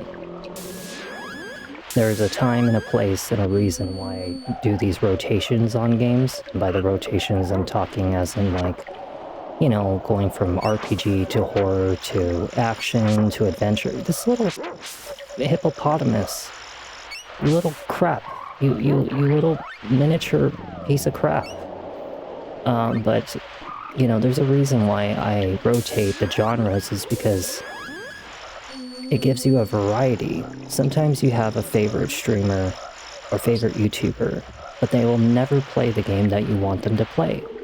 Like, for example, if someone only does horror games, you'll never see them play Red Dead Redemption 2 or Final Fantasy, you know, games or something like that. You'll never see it because they don't play it. What if a brand new Call of Duty game comes out and they don't play that, you know? Just things like that. This is why I'm an all-category kind of person. I play everything so that you have a genre to watch for everything. Of course, you know, since I'm only barely starting off, I don't have a whole big old history, and I can only go at so much of a pace. But just think of it as, in the long term, you'll always eventually see that kind of content, you know? And I make these playlists on YouTube for a very specific reason, so that it's a little organized for you guys to find them. I really don't like the hippopotamus. He makes it very hard for me to hit him, but it's because I don't have the move that I need. There's a reason why I'm actually grinding right now, is because there's a very, very tough boss that's coming up ahead. And we're almost at the 99 mark, which is what we really need. We need to get to the 99, because this horn spear needs to be level 2. If you don't have this at level 2, you are going to struggle like crazy on this fight. And I do mean like crazy. Yeah, when I was a kid and I played this game, I struggled like crazy to even beat this game, because it was that difficult if you don't do things properly. But it's actually not so bad once you know what you're doing. Okay, so how much experience did I get? 68? Yeah, that's not too bad. We need only about, what, 32 more? So these enemies are actually helping. And me kind of talking in between is helping to kind of, like, distract you from, you know, the little unnecessary grind. Well, it's kind of necessary, but, you know, it's a grind still to you guys. But yeah, we're gonna have so many experiences together. Indie horror games, gory games, scary games, action, RPG, emotional, life-wise. We have like no healing items left. But there's gonna be lots of everything. You know, as I always used to say to other people, enjoy yourself when you play your games. If you're a streamer, or if you're thinking about streaming, I'm telling you right now, I've been doing streaming since like 2017, and I've tried like probably 2-3 different times. This is my third time, if anything, streaming again. But this time I'm doing things right, things that I never did before. And I'm gonna tell you that the more you try to chase after like the big games, you're just gonna get washed out by everyone else, because no one's gonna scroll 10,000, 20,000 times just to find you at the bottom, you know? They're not gonna find you at the bottom of the screen. And a lot of people mistake that. They're like, oh, if I play the big games or stuff like that, I'm gonna, you know, gain an audience. It doesn't work like that. There's like 20,000 people, and it goes by the list of who has the most viewers down to the least amount. No one's gonna scroll all the way to the bottom to find you. This is why I play old games like this sometime, you know? It's because, you know, they're more enjoyable. They were during a time when game companies never frickin' tried to take advantage of you by trying to make like 10,000 packages of like maps and stuff for you to have to buy separately. Weapon skins or, you know, skins for your characters to monetize extra money off of you. You know, this was a time when games actually meant something to people. We're almost there. We have 18 more to go. But that's one of the reasons why I play these games. But aside from that, it's actually because a lot of the games that I do play, most of them, at least 90% of them, 95% of them, is that they actually have an impactful, meaningful story, and not to mention an experience. And that's something a lot of brand new games are lacking in. Like, look at, for example, Little Nightmares 3. I spent $40 on that game, and it lasted 2.5 hours by the time I was done. And the storyline was lacking heavily compared to Little Nightmares 1 and 2. And they were even so ballsy enough that they tried to charge like an extra $20 just for you to get 2 extra chapters to see the full story. And this is what I'm talking about. Game companies, eventually as they get bigger, they start getting a name for themselves. They start doing this stuff, and then they take advantage of you, you know? And by choice, or not by choice, you almost feel obligated to buy the DLC content just to get the full experience of the game for something that lasted 2.5 hours. Like, are you serious? You could spend $60 on anything, a brand new PS5 game, and still have a better experience with it. You know, take Ghost of Yotai, for example. It may not be the best game in the world, but at least you're gonna get your money's worth, your hours of play worth, you know?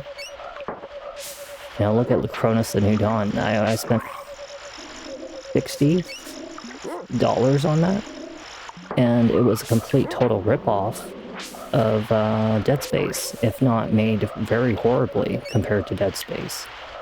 Are we almost there? 93. Oh, we're almost there. We're almost there. Yeah. So just a little bit more and we'll finally get there. Let's go find our way back to the boss, and we'll just grind as we go.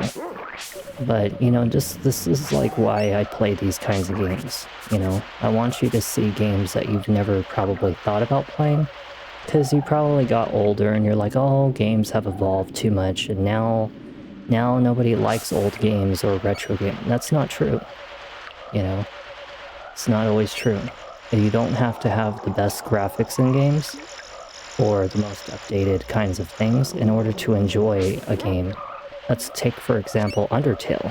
Looks like a game that was made for the Game Boy, and that was a wonderful, fascinating game. Take Omori, for example, a game that looks like it was also made for the Game Boy, ended up being one of the saddest, heartbreaking games ever made. You know, that was a really heartbreaking game. And this is what I'm talking about. You know, that is something, as an example, that you don't always need like a brand new looking game to enjoy it. Okay, somewhere around here, Bugmuck has got to be around here. I know that he's like around here somewhere. Actually, you know what? This is heading the wrong way. Because I know that Bugmuck is in a very hidden spot. That's why we can't find him. Or not Bugmuck. His name's like Balrog. There we go. So I'm going to show you why the spear was needing to be level 2. So if you hold down the attack button, you saw how the meter charges? That is why. That is why.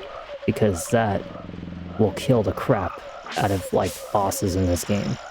And it'll protect you from having to get attacked from such a close range.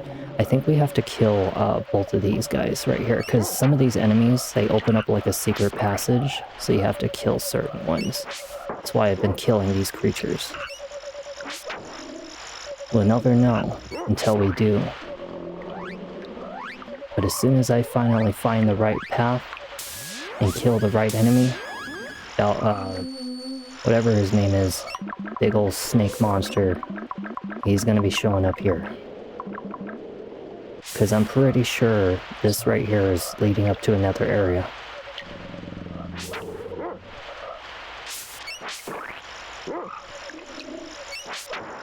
Okay, that was a nice little hit on him. I know he's around here somewhere. In fact, I'm pretty sure he's like right up in that area. You just have to kill the right frog, or whatever you want to call this thing, the hippo.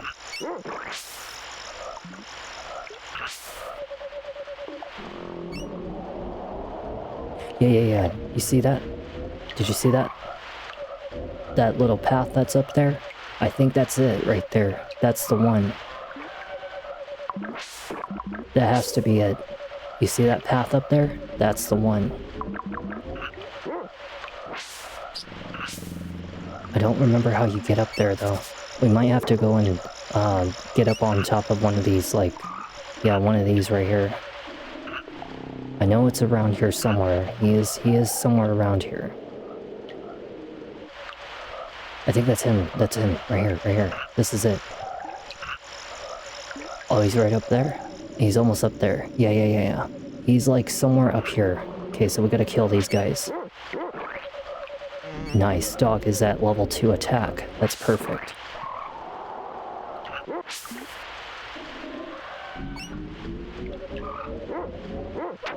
So you remember how I told you that elevation doesn't matter in this game? Because you can attack things that look like it's on a higher ground, but it's actually just one big flat image.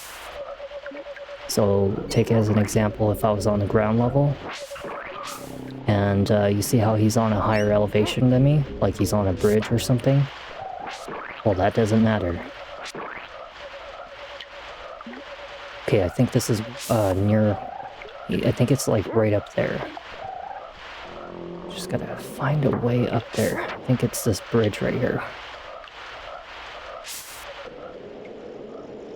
Okay, let's go a little left. Let's go a little down.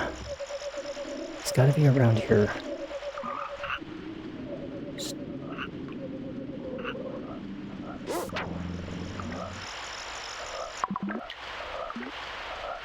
Where are you? I know he's here somewhere. Freaking... Oh, nice. We got a call bead. That is what I'm talking about, baby. That is what I'm talking about. We found the path. That's the path. That's it. See, I told you. I was looking for him. I was looking for this damn hippo. I know. A lot of people, including me, when I was a kid, freaking got confused about how the hell you're supposed to progress. You just had to kill the right enemy. Thankfully, we actually have the level 2 spear right now. So I think it's like right around here is where we saw it, up here. It was like right around up there, actually. Just gotta remember how I get up there. I'm about to die, so let's heal. This is why the nectar was very important.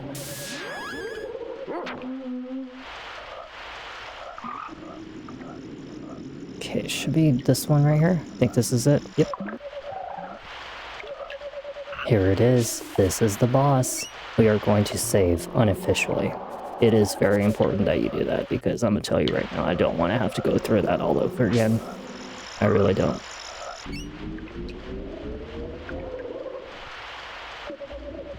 Hey kid, give me a hand with this snake. It's getting out of control.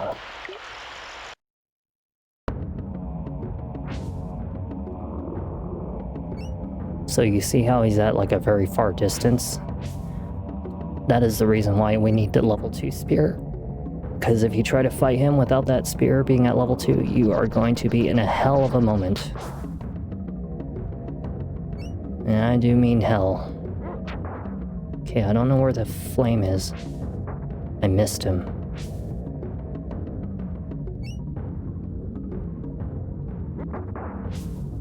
Dog is gonna probably end up dying.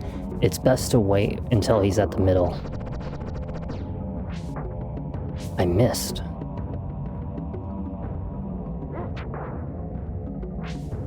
Very nice, 80 damage, that was pretty good. Definitely try to concentrate on getting rid of the fire, because they do tend to overwhelm you over time.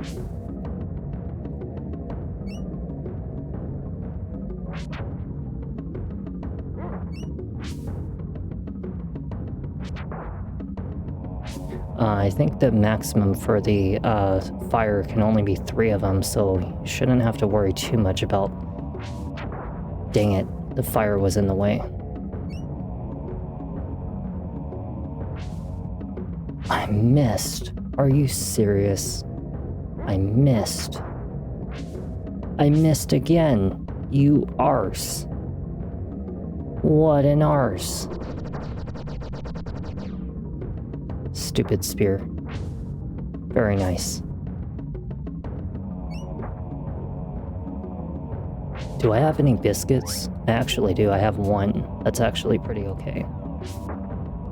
Shouldn't be too bad fighting Balrog, or whatever his name is. I can't remember his snake's name. I think it's called Balrog or something.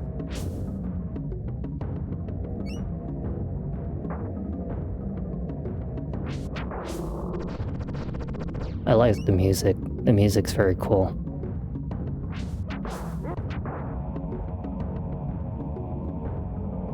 I feel like I'm playing some medieval like Lord of the Rings game or something.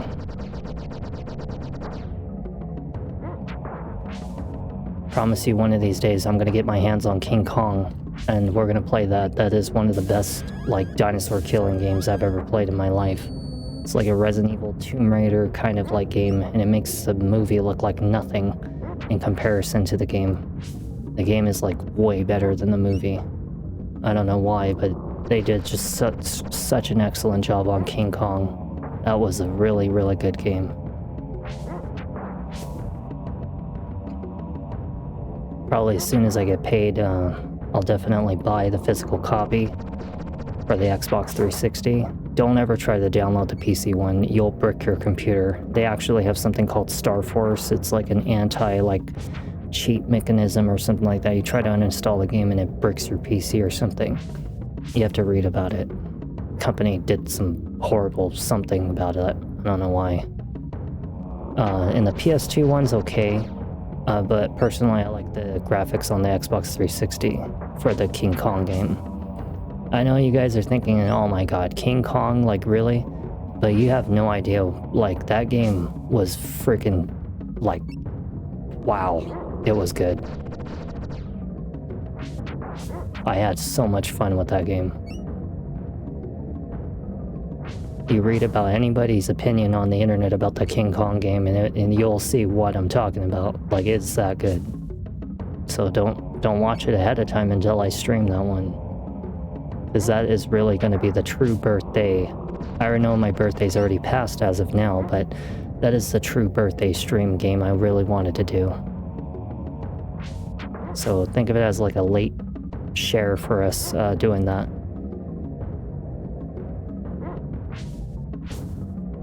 I'm getting him pretty good.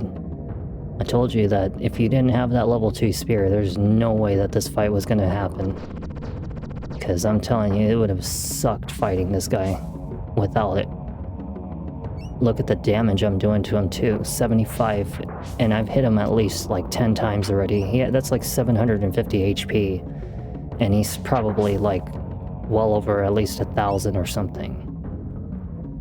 I wish Dog or God could actually get a good hit on him, because if Dog could actually do it, then he would destroy that snake. Let's give it to Dog or God. Isn't that funny that Dog and God are like literally interchangeably backward names? I just thought about that just now, but I literally purposely named the dog God because of how powerful he is. Like late game, this dog does like way more damage than I ever will. Like, way more. It is multiplications more. Way, like, wow. I beat the game with the dog. Which is funny thing is I never discovered it up until the point that I was doing the last video or playthrough of Secret of Evermore. Before that, I always relied on the boy, but never the dog. Damn it, the fire got in the way.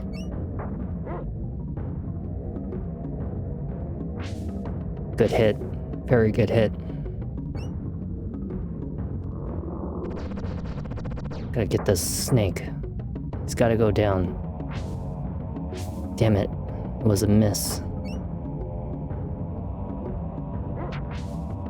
Very good hit.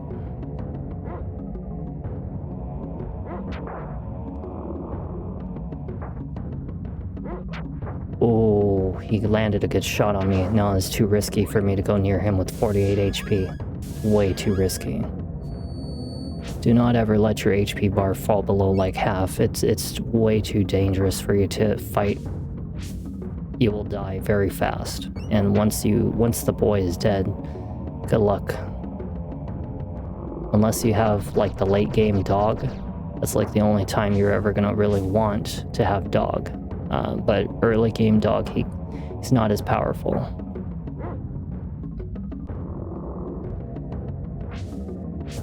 I cannot believe how many times I've hit this snake and he is still standing.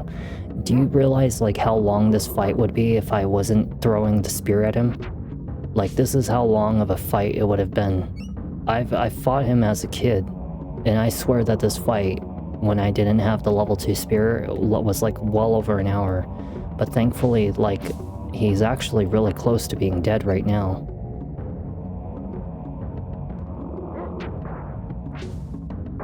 Nice hit, 61 damage.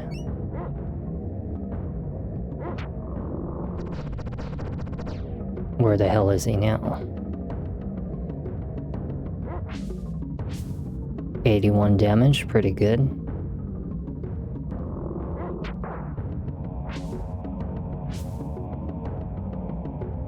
God, his HP must be like at least 3,000. Maybe something like that. 3,000, 4,000. I mean, we've hit him quite a bit, you know? I'm surprised this snake hasn't died yet. Imagine if I had a level 3 spear, then I would really be hurting him. I would be hurt. Oh, no, that's not bad. Yeah, if I had a level 3 spear, this freaking snake would be gone. Literally.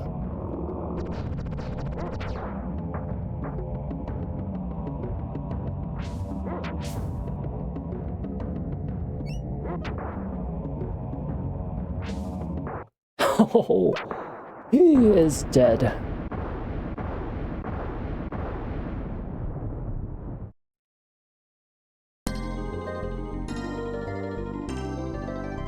Hell yeah. Wow. That thing was even more hideous than the muck monster in the sickening of Slime City. Where's my brush? What a relief. That beast was about to suck up my hut and me with it. Ow. Thanks to you, it's sunk for sure. Good job. No problem. You can call me Blip. I work on the swamp gas and fume bugs. Oh, that explains the stench. I haven't noticed. Come on in, kid. I'll show you my place.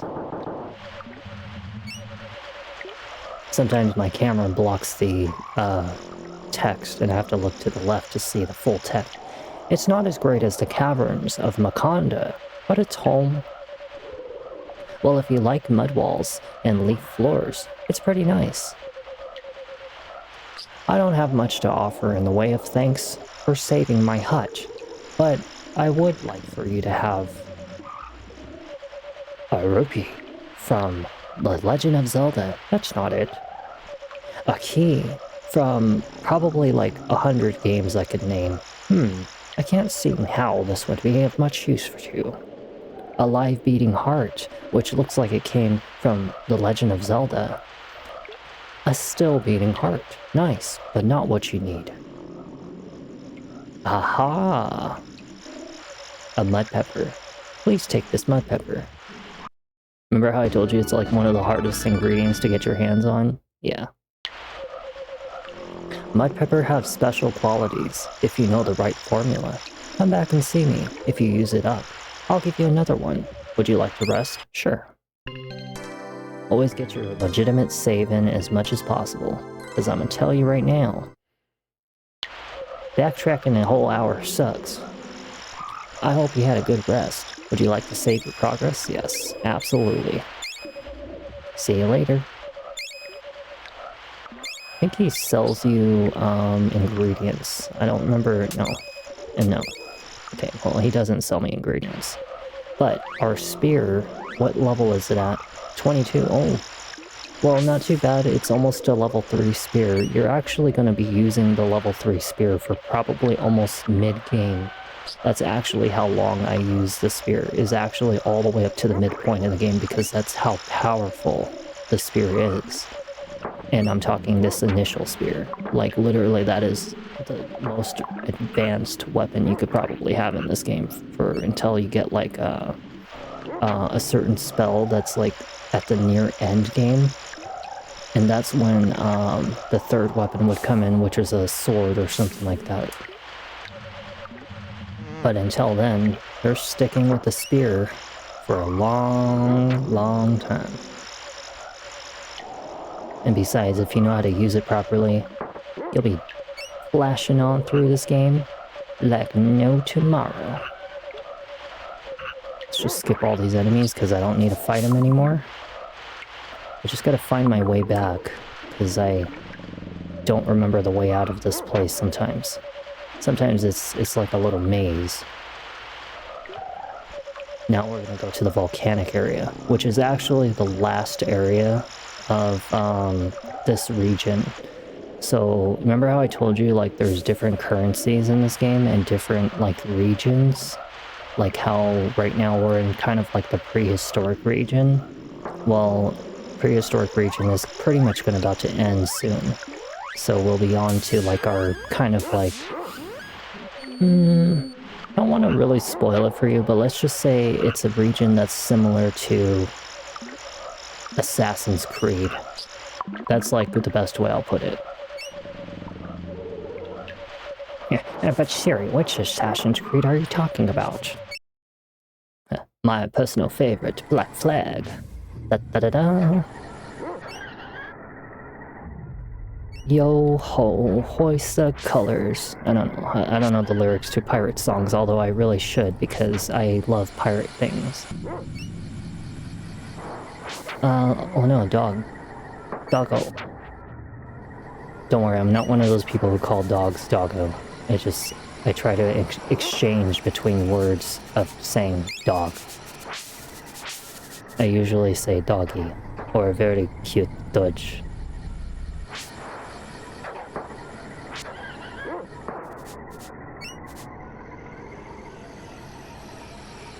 I actually really don't even call dogs mostly by the word dog, or even their name. Usually I call them like, you little butthole, you little poopster, gremlin, turtle, depending on their personality type. Let me see. So the chili pepper, I think it was like right outside of here. Yeah, it was like somewhere outside of here, out of like this area, if I remember correctly. Oh yeah, that's right. We have to go in like a big S pattern. Stupid spiders. How much money do we have, by the way? We should check. 1928. That's not like too shabby, but I was expecting us to have more like $2,000 or $3,000. Not only 19 whatever. Oh, since we're actually here, we should actually go back to the village real quick before we even think about going into that volcano area, because we don't have any spells right now. And since this is the very final area that we're about to head into before we go on to the next region and no longer have to be hanging around people with little leaves covering their butts. No offense to those who are part of the tribe, but oh look, a dino helmet. Dino skin. Leather collar. Well, we already have leather collar. Claw guard. Well, we'll buy that. We'll buy the dino helmet. And let's put that on. I actually had no idea that he sells a second set of armor later. I must have forgot. That one has 5 defense, unlike 2. That's actually really good. And this one right here has 6, unlike 3. That's actually really, really good. It's kind of a good thing I actually came back here. We gotta go to the person who sells ingredients. Although I don't remember who does it.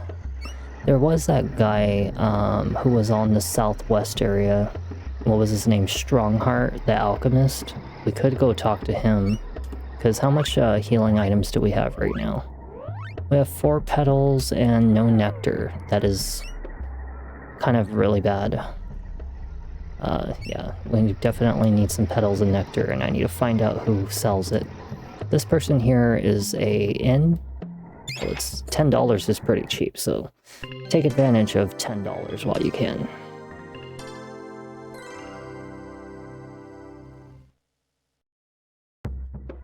And let's definitely save. And let's get the hell out of here. We really honestly don't need the spells. I would like the healing one though. The healing one is what we truly need. But I don't know if there's a person who's gonna sell it. Let's definitely get some petals. They're very cheap. We should probably grab a couple biscuits. And then we'll just like move on without relying on the spells, because I'm pretty confident that I'll be able to handle the area that's up ahead without it. As much as I really wouldn't mind having some healing spells and stuff, but with our new pieces of armor and our new pieces of equipment and stuff, we should be pretty okay. Definitely took me about 4 videos to finish the Secret of Evermore, so think of it as kind of like 1 region per each video. At least I'm pretty sure it was 4 videos. I might even be able to reduce it down to 3 if I know what I'm doing. Some of the areas in the game I actually did legit get lost though. Like when I did it the first time, and I wasted a pretty good long portion like getting lost. No way, come on. Charge my weapon. Thankfully it actually stays charged on the next screen. Nice hit.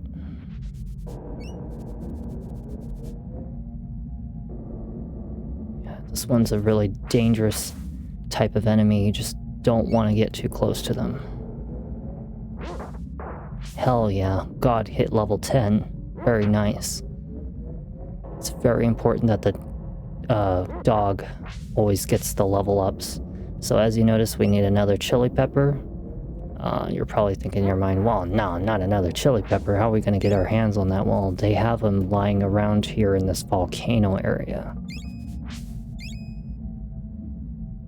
$100. Should always charge your weapon when you're walking around, just to be prepared in case that you get a good hit on an enemy or so. Change angles. And missed.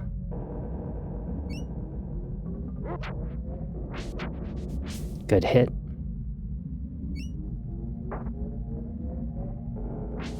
Damn it, I missed.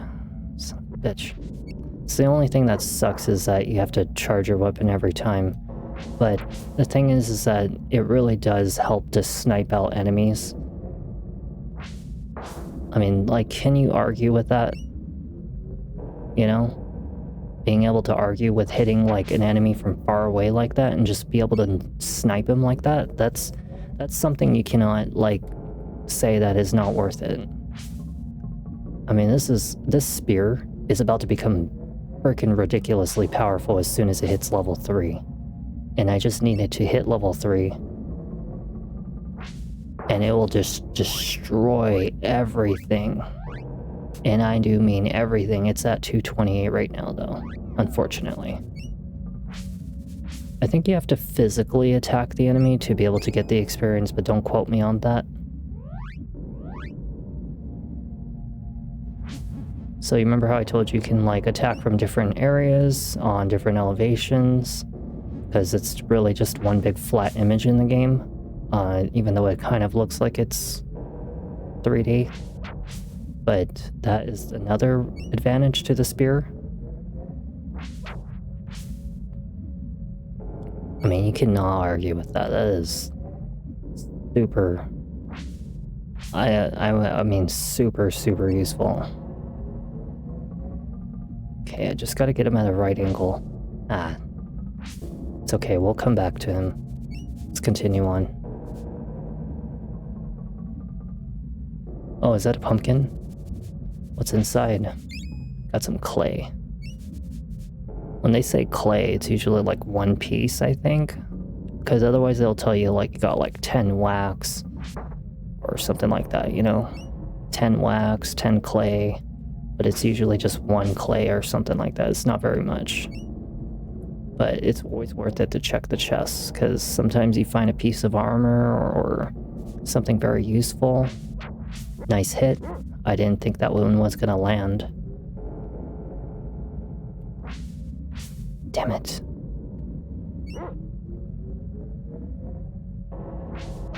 Nice hit.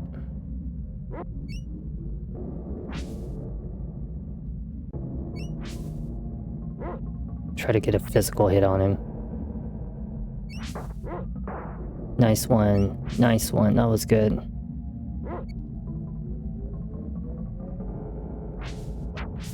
I think I landed that hit on him. Yep, 74 damage right there.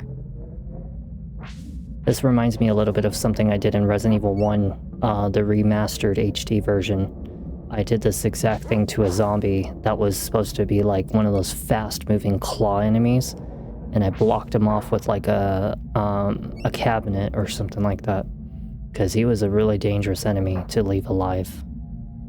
Very dangerous. Try to definitely take out as many of these enemies as possible, because I'm gonna tell you, they can definitely hurt the crap out of you.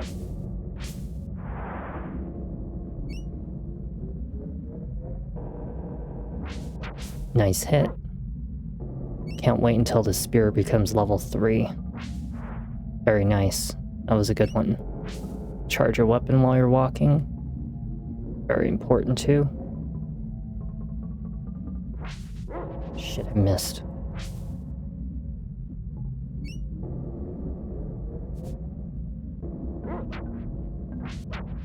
Very nice. I missed. Good hit. Yeah, see that? 19 damage. That ain't nothing. I mean, like, literally, that's pathetic. That's the reason why charging the spear is very important. Because 19 damage ain't nothing. And you really don't want to miss the throw. I just literally said it. And I missed it anyway. Oh my goodness.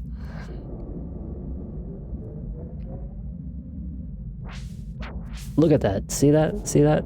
I threw it over the rock, which is actually just a flat image. Super overpowered, like cheesing the enemy's kind of move right there. Mud pepper, we got another one. Good, good, good, good. You know, the next region we're gonna end up at is my personal favorite. I actually really love like the next region, which I said is like Assassin's Creed Black Flag. It's like I guess I'll tell you ahead of time, why not? What the hell does it hurt? The next area is basically like a piratey gladiator kind of area. Is my personal favorite area of the whole game, besides the third area, which is actually like the Renaissance kind of Victorian area. That one was also really good. And then like the final area of the game would technically be like a kind of like a robot kind of place. And you know, that one's okay. I mean, like, obviously it's the end game, so I still enjoy it either way. But my personal favorite areas of the game was really just the piratey, Renaissance, Victorian kind of like, you know, areas. Those were my personal favorite. There's also like the Egyptian area, but that one's actually my most hated area. I really hate the Egyptian area in this game. It's very hard to navigate, very hard to like know what you're doing, so I usually have to look up a guide for it. Not really a guide, but like a map, because it makes it easier to navigate those areas. Because I'm gonna tell you, it's gonna be a lot of like bouncing back and forth between like portal to portal to portal, and you're just gonna give yourself a headache if you don't use a map. You know, that's one of the best things that I can recommend, is if you play this game and you get to the pyramid area, definitely use a map. Like, do not skip out on it. We'll do an illegitimate save. It's a nice little area right here. Got some ash. See how it says 4 parts of ash? It means that I got 4 of them. If it says that you found just like a part of clay or a part of ash, but it doesn't give you a number, it just means you only got 1. Kind of a cheapo kind of thing for a chest. There is a hidden room around here. I don't remember which one it is, but there is a hidden room here. There's actually... Oh, see? Here it is. How'd you find me? I'm hiding here. I'm hiding from the Vipers. We're going after the Vipers ourselves. They're cooling down the outside world. Ah, so you're a couple of heroes, are you? Good for you. Let me give you something for the challenges ahead. This is the speed formula. It will increase your agility in battles. Just mix 1 part wax and 2 part water, and you're in business. Hell yeah.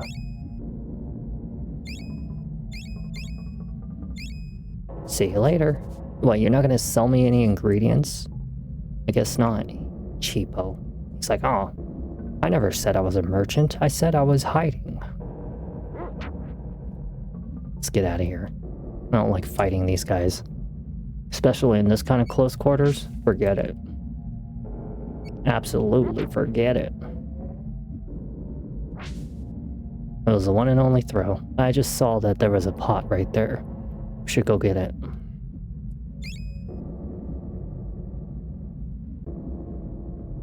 I don't like fighting these very specific enemies because they're very hard to hit. You know, they like to roll around too much, makes it very hard for you to land a shot on them. And, you know, God, or dog, is one of the strongest reasons to fight them. Of course, you would want to fight these guys with spells, but right now our spells are kind of depleted, and not to mention not strong enough to handle them, which is why throwing spear is very useful. I know that I missed a room back there, but I highly doubt it's going to be anything useful. I think we're almost nearby the boss now. Like, we're actually pretty close to where the boss is. Just got to get to the right spot.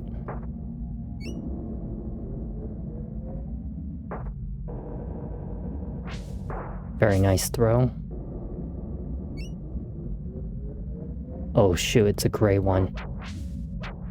Nice hit.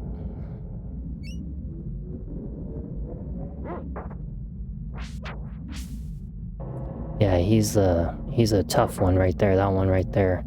You don't wanna let him hit you. Very nice. Got some mud pepper. That's perfect. Awesome. I think there was a path back at where we were that had a little rock that was blocking the way, so we want to go back. So that's kind of the reason we went through this whole little backtracking, which allows me to actually stop by that room that I skipped. So that way we can kind of just see if we missed anything. It's actually this room right here. Right here. I think it's this one. Yeah, because there was a split path. And then it's this one right here. Got some ash and some wax. Not very much to be crying over spilled milk if I missed it.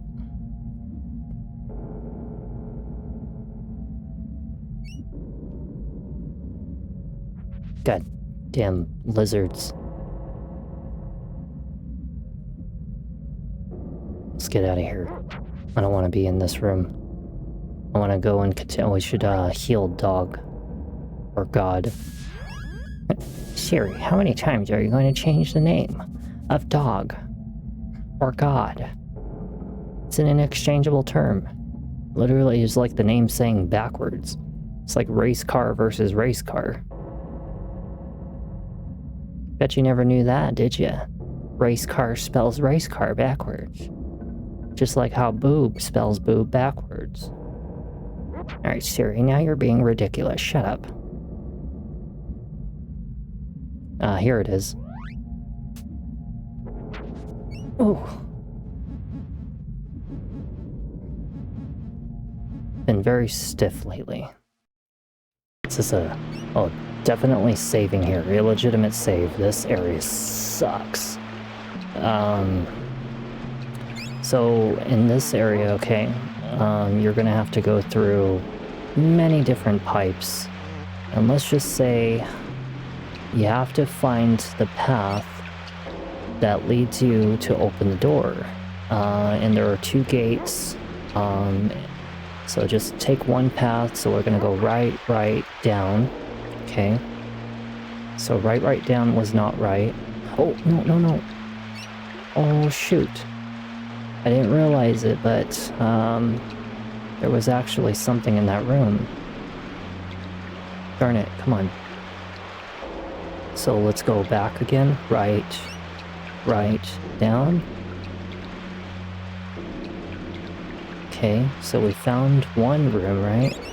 But there's no switch. Okay, so this is not it. Okay, so right down is not it. It also helps to have a map if you are looking for one. So right down. So let's try right, up, right. So right, up, right. Oh, you stupid little thing. You stupid little thing. You creature, you. You made a big boo-boo by attacking me. Okay, so we tried right, up, right. So let's try right, up, and then left. And then down. Okay. Okay, so this right here. What was it? Right, up, left, down. So I need to write this. This door right here is the room that we are trying to unlock, okay? So I need to write this down because it is actually quite important for us to make sure we remember which room it is. Because I'm going to tell you, by the time that you find all the switches for the rooms, you're going to forget even which room had this one. So it's right, so door equals right, up, left, down. And that is the room. Okay, so now we just have to find out where the next switches are. Okay, so let's go figure them out. Okay, so we've already tried right, up, left, down, and all the other right rooms, so let's go and see what the next ones are. So let's go right, up, That actually leads right back to the same room, the one that goes right there. There's another side that the pipe I've been skipping that leads to the same room. So let's go up. And let's try up. Okay, up, right. Okay, so it's a nice little dead end right here. There's nothing in here, it's just a stupid raptor.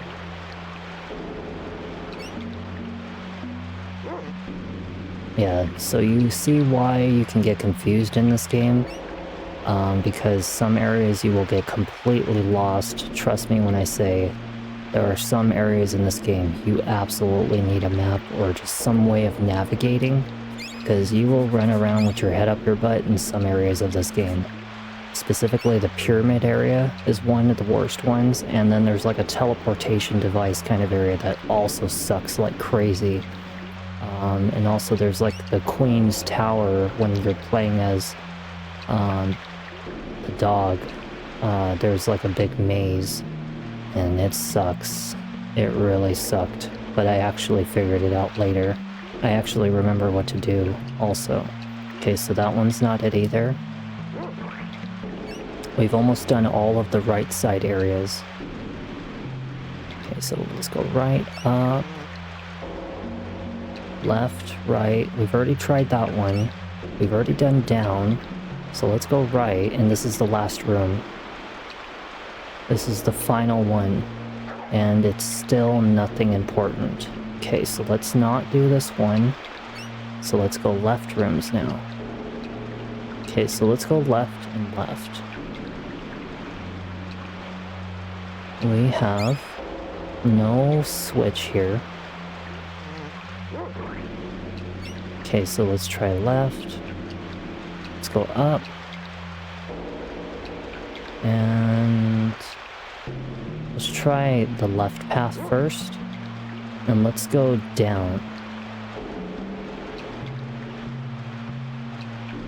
Okay, so this room here, nothing in here, just a piece of wax.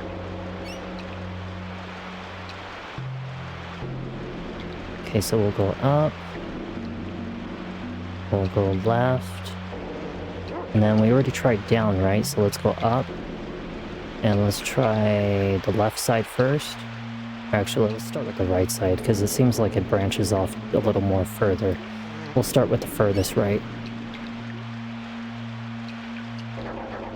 Holy crap, 2 raptors.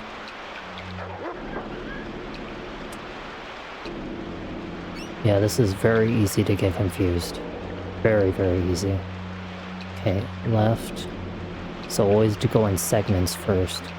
So we go up, right, and we already skipped, we already went to that one, so let's go to the one that's before that one.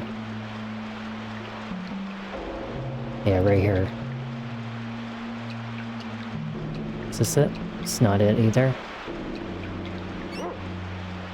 Okay, so we're all done with those ones. So now we can go left. And then we're gonna go up.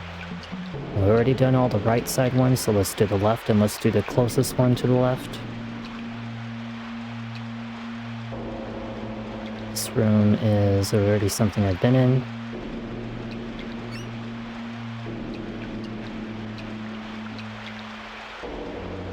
Let's go left. Let's go up into the furthest left. Go down. We can either take the right path or we can go down. Let's go down. And let's see where it takes us. Oh, it looks like a very interesting room right here. Alright, we made it. We found it. This is it. Ouch. Hey, watch it. I'm not gonna hurt you. Not all vipers are savages, you know. We were all once peaceful, but the desires for power was too strong. Now there's someone leading the vipers and the raptors in order to take over. If you fight this force, we may be peaceful again. Save your progress? Absolutely. See you later. Well, you're not going to sell me something? Okay, so we know that the door is the right side. So we go right, up, left, down. Right, up, left, down. I could have just gone north, but, you know, whatever. What does it matter? We found the door. Alright, illegitimate save coming in. You know why? Because this is the final boss of this region. Hello, kiddo. Fire Eyes? You called? Hey sis. Hot enough for ya? Who are you? Who do you think? Your evil twin, and I'm here to take over. As hot as it may be inside of the volcano, the temperature is dropping outside, cause I'm cutting it off at the source. If the world freezes, my village will die out. That's the idea. Then my vipers and I can take control over your world. As much as I'd like to chat, sister, I've got work to do, so if you'll forgive me, I'm going to make you go away now. Fire Eyes just went bye-bye. Say hello to my pet rock. This pet rock sucks. I'm gonna just tell you right now, this pet rock sucks. He is tough. He is tough.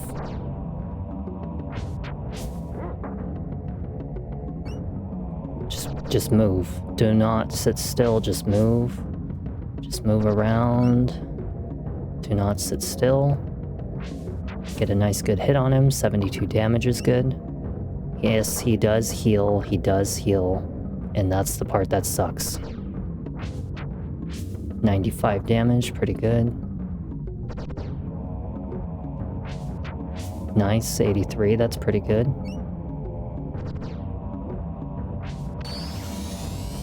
Oh, no! 20, oh my god, he almost kicked my butt. Yeah, you see why I said that the biscuits are helpful and the healing items are helpful and that I needed the heal spell? The only thing is I didn't go for the heal. Get him, dog! Yeah! Bite him! Bite him where it hurts, in the rock wiener. You grab onto that nasty thing, and you make him never come back here. Damn, he is kicking my dog's butt. Jesus, he's kicking my butt. 92 damage, not too bad. He rolls around so fast.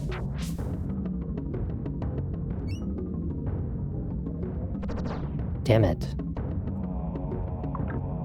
Gotta be careful, he might kill me soon.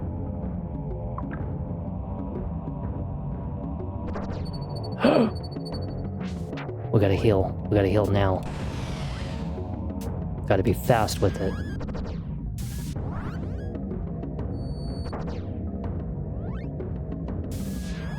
Get him. Get him, boy. You bite him in the winky. Show him where it hurts. Now, you know how I said that the call beads are kind of helpful? Yeah, that's kind of what I was talking about. Oh, shit.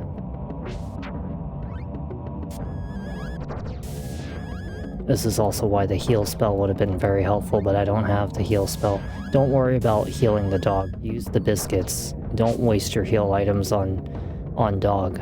It's very important for the boy to stay alive.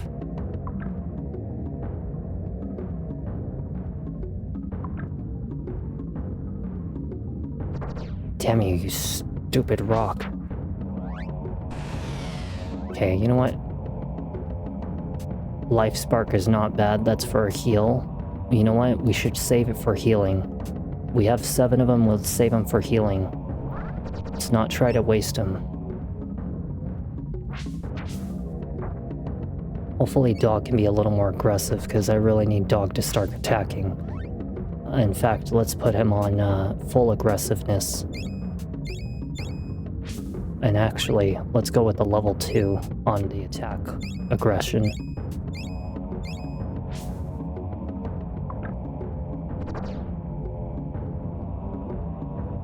Shoot, I hope he doesn't hit. Oh my goodness.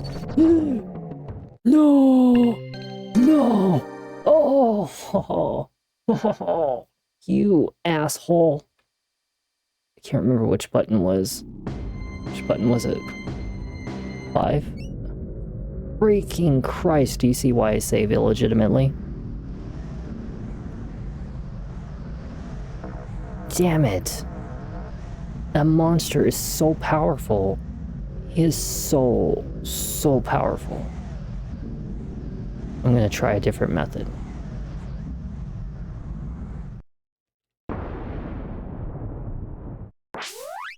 Okay, let's try a speed.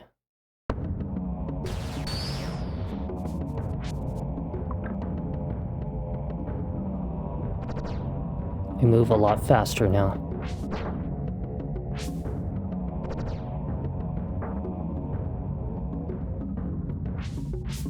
Damn it, damn it. Stupid monster, I hate him.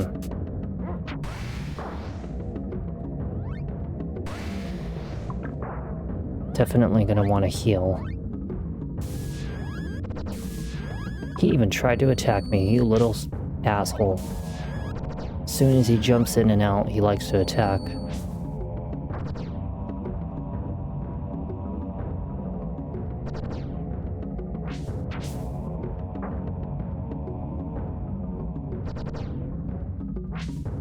Dang it, I missed him. Wait for it. Oh no, speed's worn off. That's not good. We're gonna want that.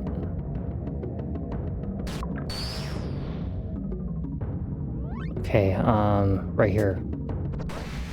So when you use a spell like that, it actually interrupts his attacks. Sometimes. But when he rolls into you like that, you know, obviously it sucks, but it interrupts him when you do that. But like even healing can interrupt him.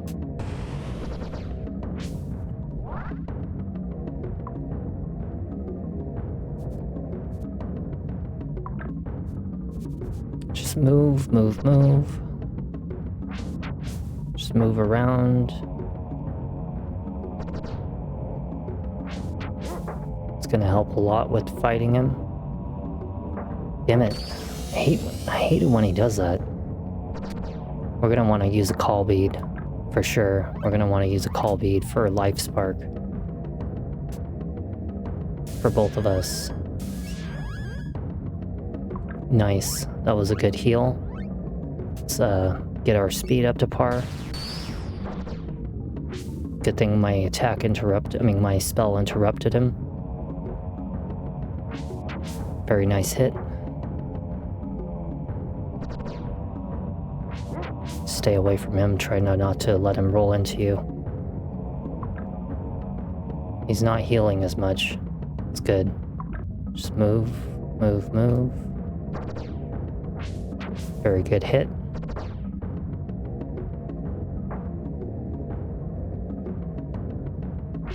That was a good hit. Let's get Dog alive. Dog is kind of like not helping in this fight, but the thing is that at least he's keeping the enemy at bay from hitting me, which is really nice.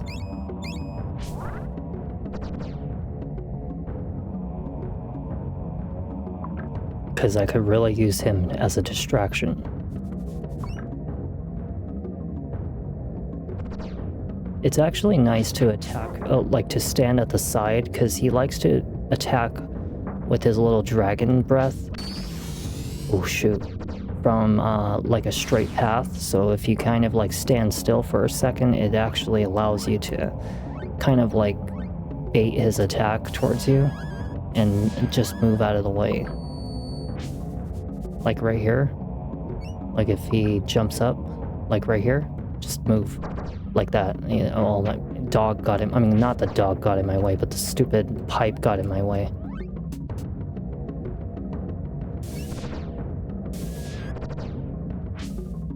Not too bad. Nice hit. Okay, so let's see. He likes to attack at his side, right? See like that? See like that?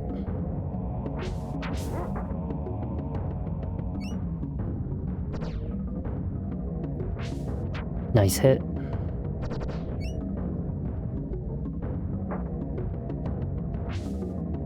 Oh, darn it.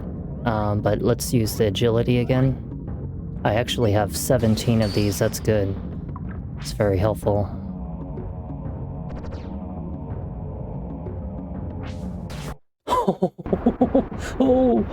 Oh, oh my goodness, I beat his ass. Thank God for the throwing spear.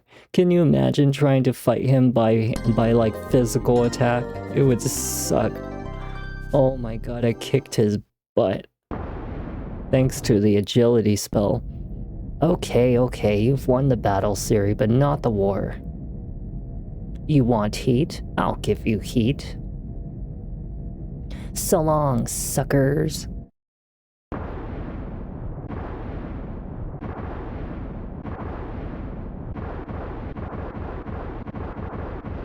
Uh-oh. Nah! Just kidding. I'm kidding.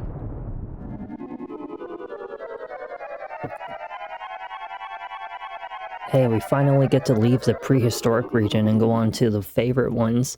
This is my personal favorite regions of the game. I cannot wait. It almost like makes me really want to see part 2 video so bad. I wish that I could just like chain this video for like hours on end. Just make it last forever, because I love this game so much. Hours later, just like what I said, hours later.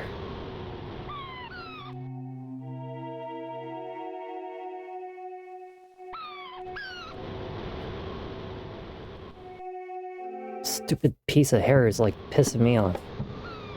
Little gnarly little thing. Whoa.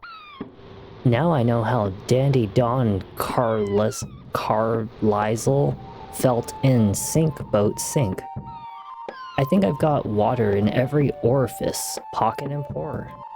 No sign of God. God? Nope. I better look around. Well, God's probably around here somewhere. The treasure on the West Bank are very valuable indeed. The leader of Nobilia has posted a fine reward for them. If I found them, though, I might just keep them for myself. Of course you would. Do you mind? We're trying to hit each other here. My brother, Tiny, is the strongest man in these parts. So that name, Tiny, try to remember that name. Now he's in Nobilia working in the market. It's honest work for a man like my brother. Ah, the floodwaters are a scourge, they are. There are tales of hidden treasures and jewels in the land across the river. I'd go there, but I think I'll wait until the weather clears up. Good luck with that. Just saying, good luck with that. Let's go find a way up. There's gotta be a way up somewhere. Somewhere around here. Aha!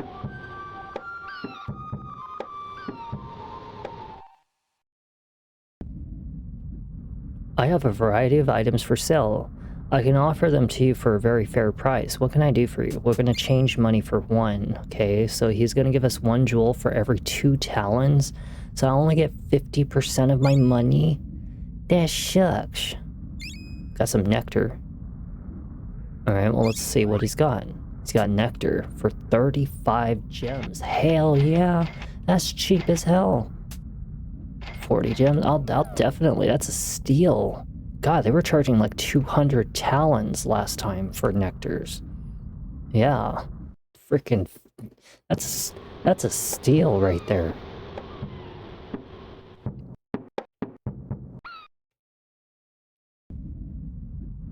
What you got back here? Since the river monsters have risen, some of us adventuring types have been staying inside.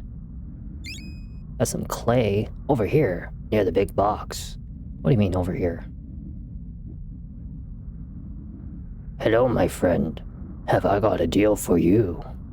I can offer you this rare, powerful amulet of annihilation for 10,000 jewels. Is it a deal? No way. Okay, fine. What are you buying? What are you selling?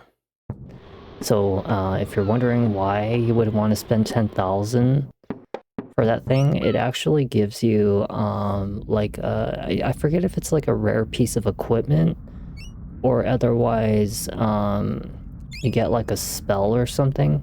Ahoy, matey, welcome to my inn. Stay and rest. Only $20. I should definitely save the legit way and the illegitimate way because I just beat the crap out of that boss and I completely forgot to even think about saving.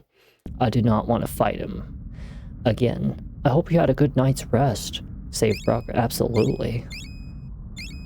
See you later. We'll do an illegitimate save too. But what's it called? So the Jewel of Annihilation is very important for you to travel between. You're new to Crustacea, aren't you? The people in this town look mean, but we're not that bad. It's every rogue for himself on the other side of the river. But that Jewel of Annihilation is for traveling between from here at the pirate world, or the pirate area, over to what is the next area is the gladiator area. Because otherwise you have to walk your ass across the desert for like minutes on end and it sucks. But the Jewel of Annihilation is actually really cheap once you get over to the gladiator area. And you're probably going to be thinking in your mind, why would I spend 10,000 jewels when I could spend like, what, 100 something jewels over there? It's because there's a very rare piece of equipment that you get from that merchant if you buy the $10,000 amulet. Even though it's the same thing, you could buy $100 worth in the gladiator area. There's a city on the other side of the Great Desert. You might convince the ghost pirate to give you a passage across the sand.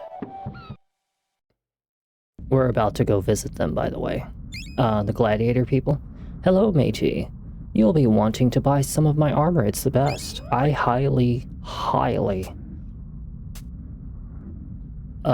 probably go with the dog's collar first, and then probably say the armor.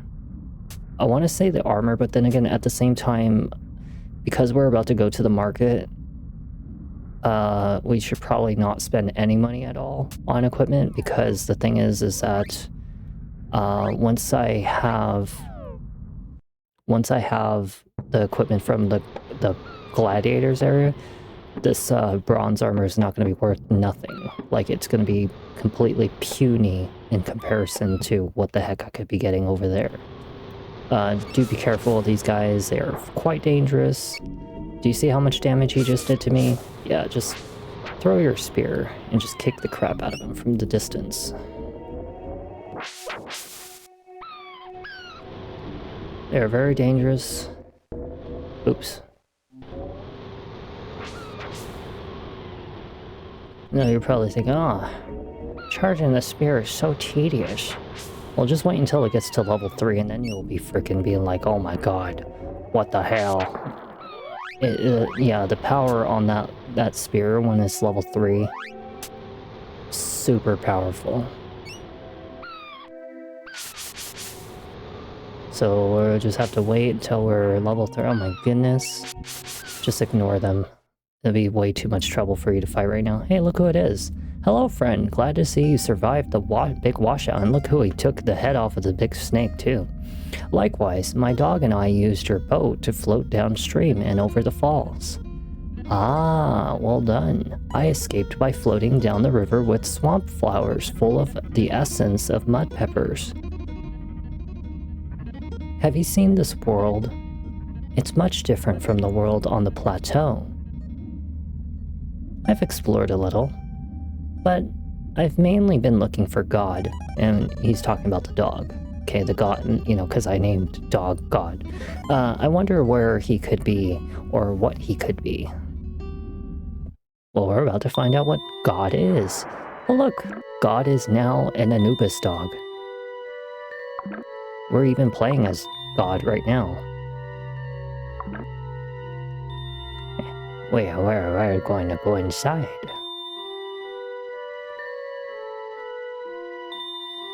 You called on me, sir? Yes, Pompolonius. What kind of name is that? As my advisor, you can help me obtain the overwhelming power that I desire. I must have the diamond eyes of the dog statue. But sir, the people will not support your actions unless you receive a sign from the sacred dog. I hate to burst your bubble, Pomp, but the sacred dog is a myth. We can't expect for some mystic creature to simply slide into the palace. Keck, lol. Sir, we have a visitor. Uh-oh. God has stepped into the wrong territory.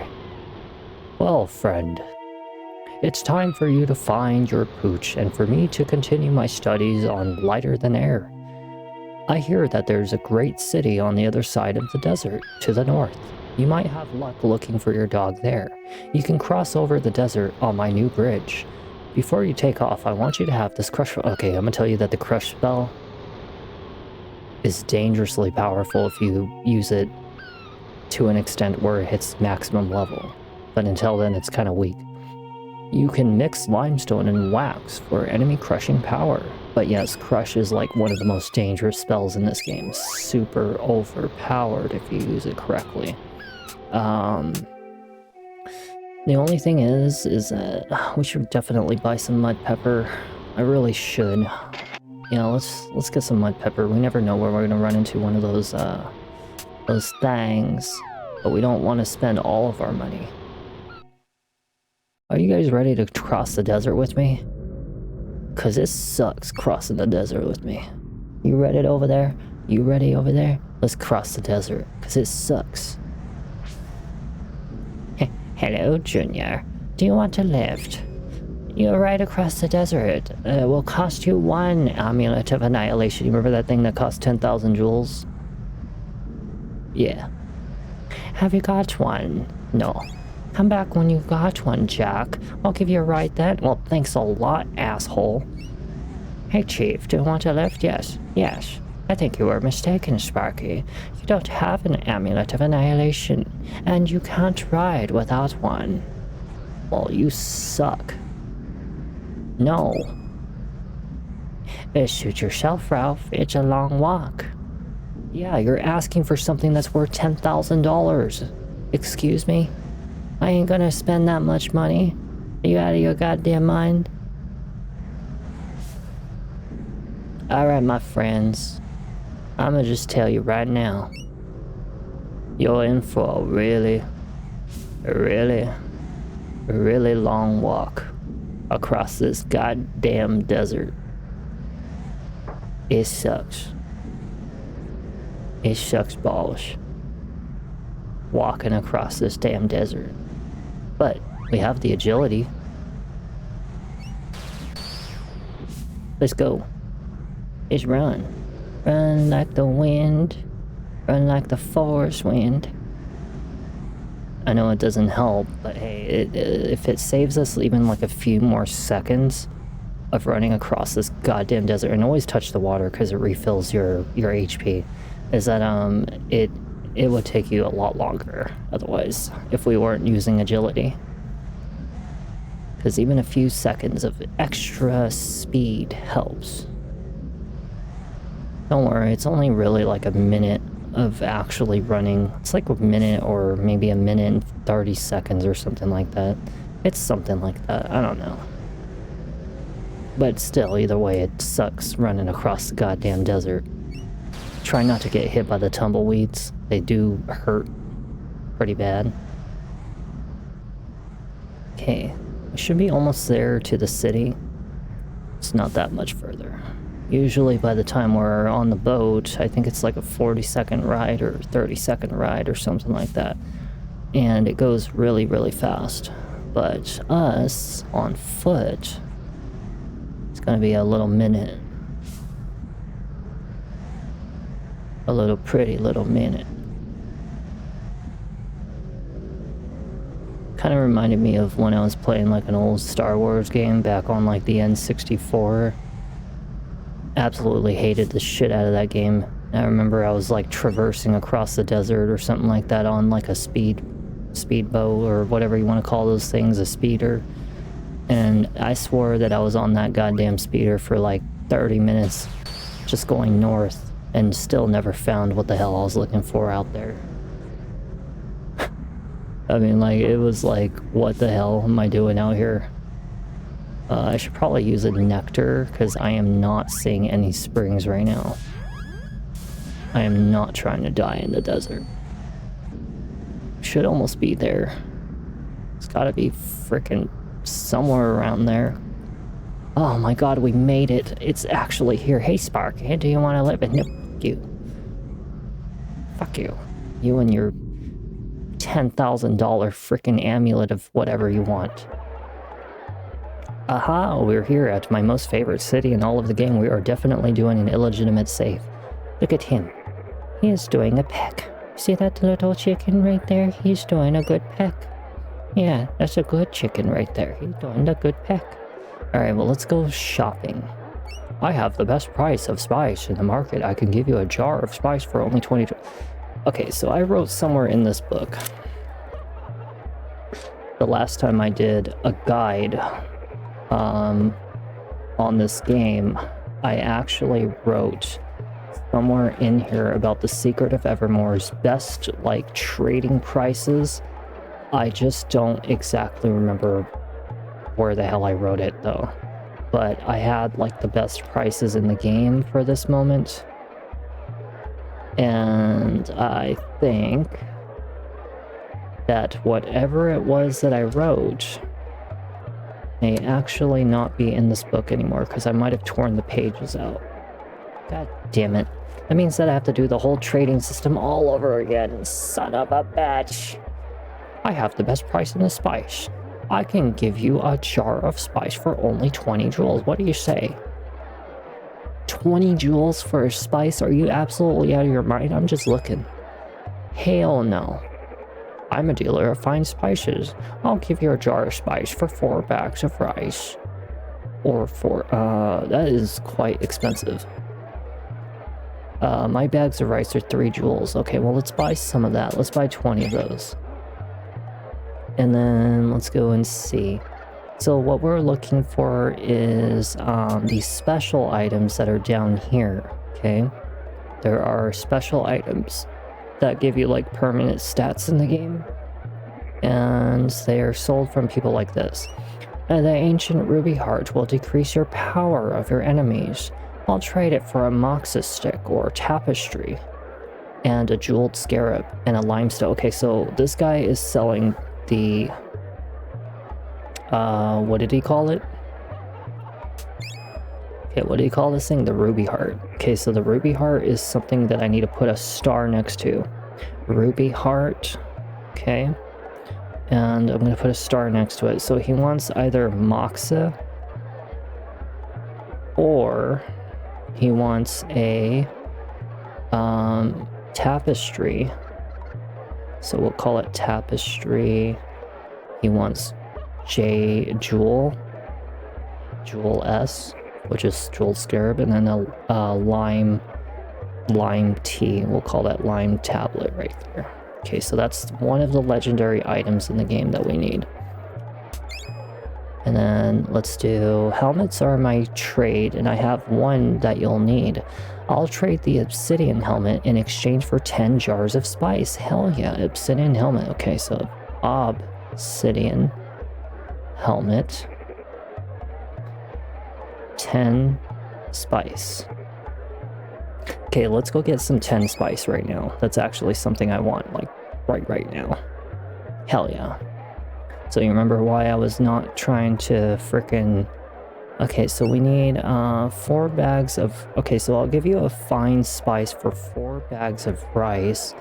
So we need 4 times as much. So if we need 10 spice... Thank you so much for stopping in to say happy birthday. Even though my birthday is, like, already passed by about 4.5 hours. But thank you for stopping in to say happy birthday. So we need 40 bags of rice, and I have 20 bags right now, so let's get 40 bags of rice. Okay, we have 20, so we got 40. If you need to find out how many you have, you look in this little bag right here, and it'll tell you right there. And we can also look at the charms, which the charms are like the long-term legend items. And let's go get 40 bags of, or 10 bags of, so 10. Okay, so I've got 10 bags of spice. Perfect. How was your day, by the way? Hope you're having a good day. I'm glad you can stop in to say hello. You know, I had a pretty good day. And now I'm just enjoying one amazing game that I'm doing a remake on. Once in a lifetime. Amazing game. This game is just so good. Like, I love this game with all of my heart. See that? Look at that obsidian helmet. That is 3 times as much defense. And now we have the obsidian helmet. Okay, so I can cross out the obsidian helmet. We now have it. Okay. So now, let's go see who else we need, right? So, you may heal your wounds more effectively when you possess the Moxus stick. Okay, so this person here is selling a Moxus stick, right? I'm gonna write it down. So he's selling the Moxus stick for 2 chickens and a jeweled scarab and 12 jars of spice. So 2 chickens. 2 chickens. Jewel scarab. Jewel S. And 12 spice. Okay. Work again. I hate working. I know it sucks. Work really does suck. Yeah, but I'm really glad that at least you got to say happy birthday. I appreciate it, you know. I'm glad that all of you stopped in to say happy birthday yesterday and today, you know, during the video with Lies of P and Bowpath of the Teal Lotus Part 2 remake, and then even today. You know, I really appreciate it, you guys. It's very kind of you to at least remember and, you know, share these little moments together. So the Sunstone in your possession, you will have more power for the battles ahead. Okay, so the Sunstone. Okay, Sunstone. So this one right here, he wants a limestone tablet and 5 bags of rice. 1 lime tea and then 5 rice. Okay, so let's go find out where this person is with the limestone tablets, because we need to find him. You appraise stuff. Okay, well, I don't want your appraisals. Silver sheath will give your sword more strength. Okay, so this right here, you see this silver sheath? This is actually one of the ultimate pieces of equipment for the last part of the game. We're like talking like the end of all of the end of the game. So you don't want this early game, you want this for late game, and you will get an opportunity to have both the silver sheath and whatever its opposite is, but you only get to choose one or the other. But the silver sheath is a late game thing. It's like an end game piece of equipment. I'll trade it to you. Okay, so silver sheath. Okay, so this one right here, he wants a sunstone or a golden jackal and 10 jars of spice. So either a sunstone, which I would never trade that away. There's absolutely no way in hell I would ever trade the sunstone for that. And then he also wants a gold jackal. So we'll put golden J. And then he wants 10 spice, which that is a better offer to me. We'll say no for right now because we don't have enough for that. You can increase the protection and power of your arms with the bronze gauntlet. You want a souvenir spoon, so bronze gauntlet. Okay, this is a piece of equipment, so bronze gauntlet. And for this one, he wants a spoon and 2 tapestries. 2 tapestry. Okay, so that's what he wants for that. We will get that later. We have to forcibly do the trade anyway, for those of you who are thinking about it, because there's actually a time limit here in this plaza, and right now we're actually waiting for the time limit to be over, because then we're going to be getting into a big boss fight. So that's the whole purpose of why we're doing the trading system is, and don't worry, you get to do the trade system after the boss fight, but we can't initiate the boss fight until the time limit is up. So kind of distract yourself with this, you know, trading right now. So this lady is selling beads for 10 jewels. That's actually really cheap. So we'll definitely try to keep in mind that if we want beads, beads is on east, we'll say, east, middle, lady. And she's location, yeah, because her location is not at the top, but it's at like the middle east or maybe the bottom right or something like that. And she wants, 10 jewels,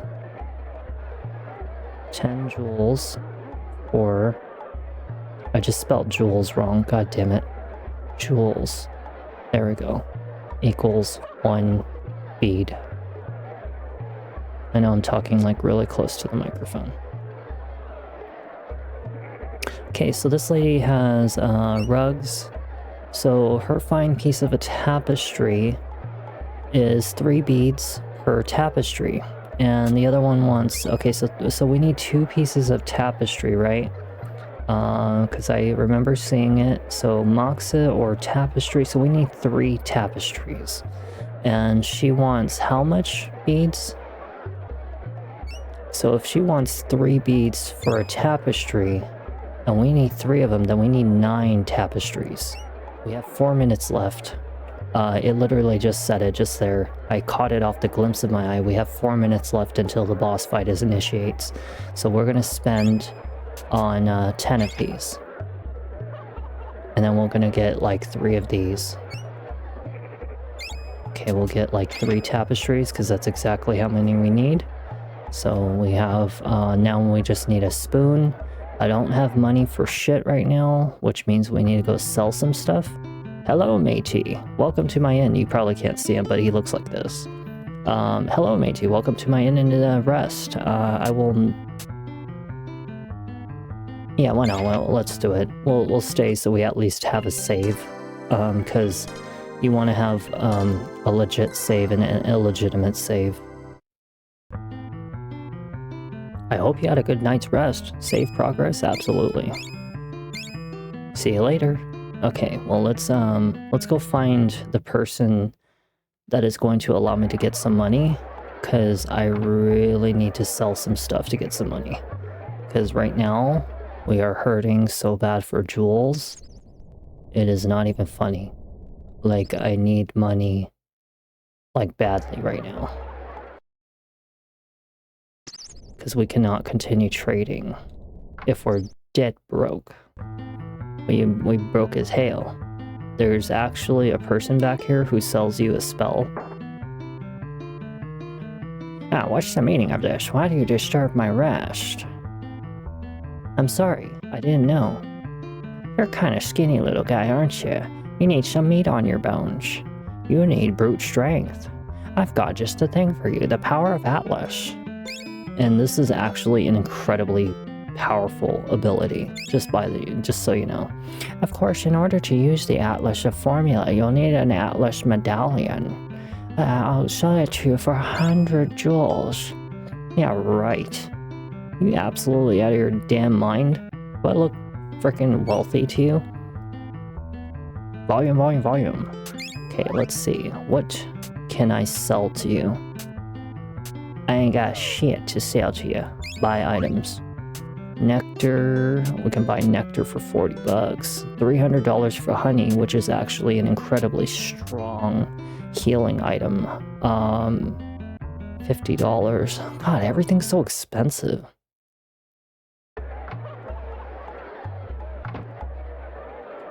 Hello, friend. We haven't had much business around here today. I'm glad you could make it.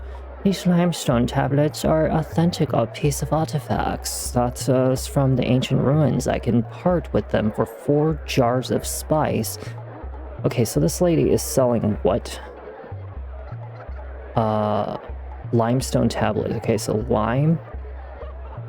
T, and she wants, she is the hidden alley lady. Okay, she's the hidden alley lady. She wants 4 jars of spice and 2 beads. So 4 spice and 2 beads. God, you're out of your freaking mind. That is expensive.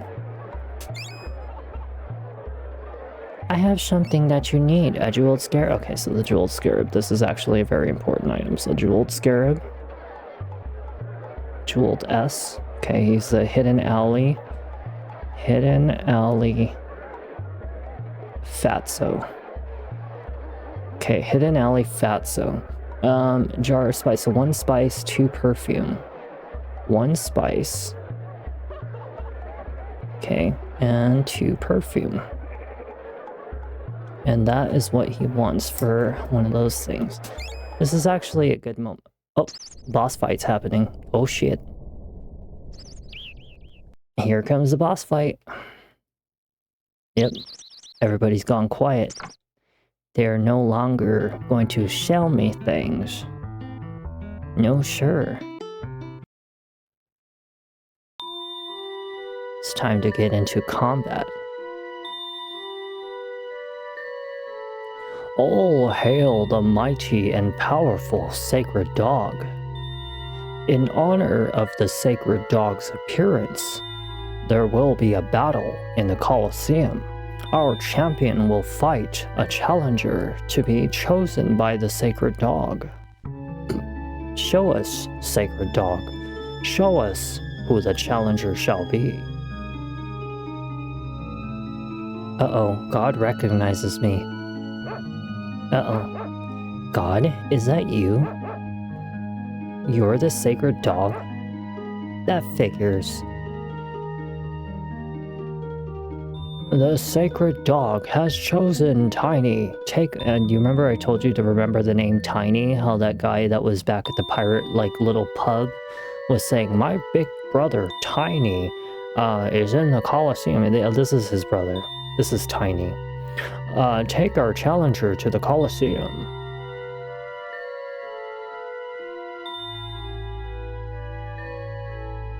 I am Tiny. You're coming with me.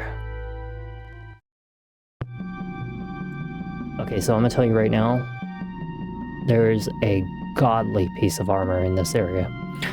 You wait here, Tiny outside. That way, nobody gets hurt. Not until you fight Vigor, anyway. That guy has some sense of humor.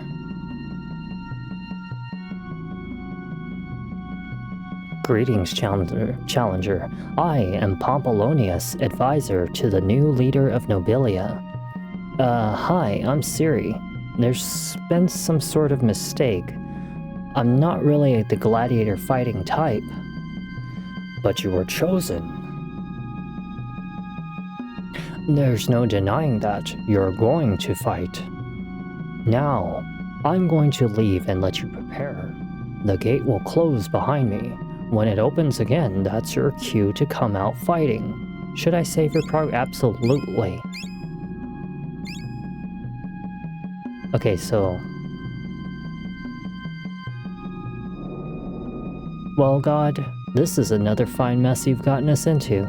Here I am about to take some tooth-spitting, sword-carrying champion gladiator, and all I've got is a femur, a claw, and a stick. Bronze chestplate. We are definitely putting it on. Okay, so somewhere around here is actually a hidden room. Aha! And you have to go off-screen.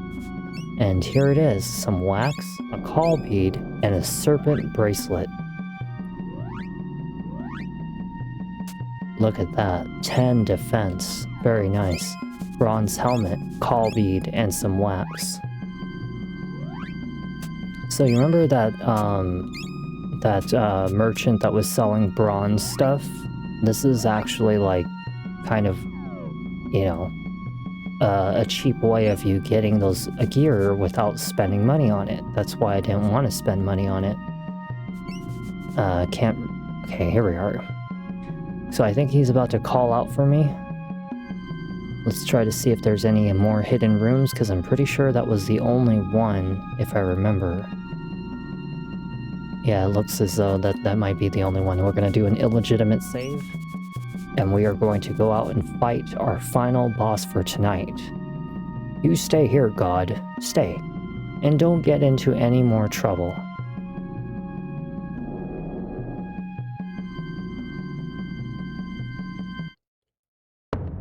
So I'm gonna tell you right now, this boss, if it wasn't for the fact I had a spear that could throw, this fight would suck. And I mean suck. You paid for an entire seat, but you're only going to need blah blah blah. This is the main event. Entering the Colosseum, the King of Chaos, the Babylonian Bruiser, the Pulverizing Prince of Pandemonium, Bigger the Indestructible.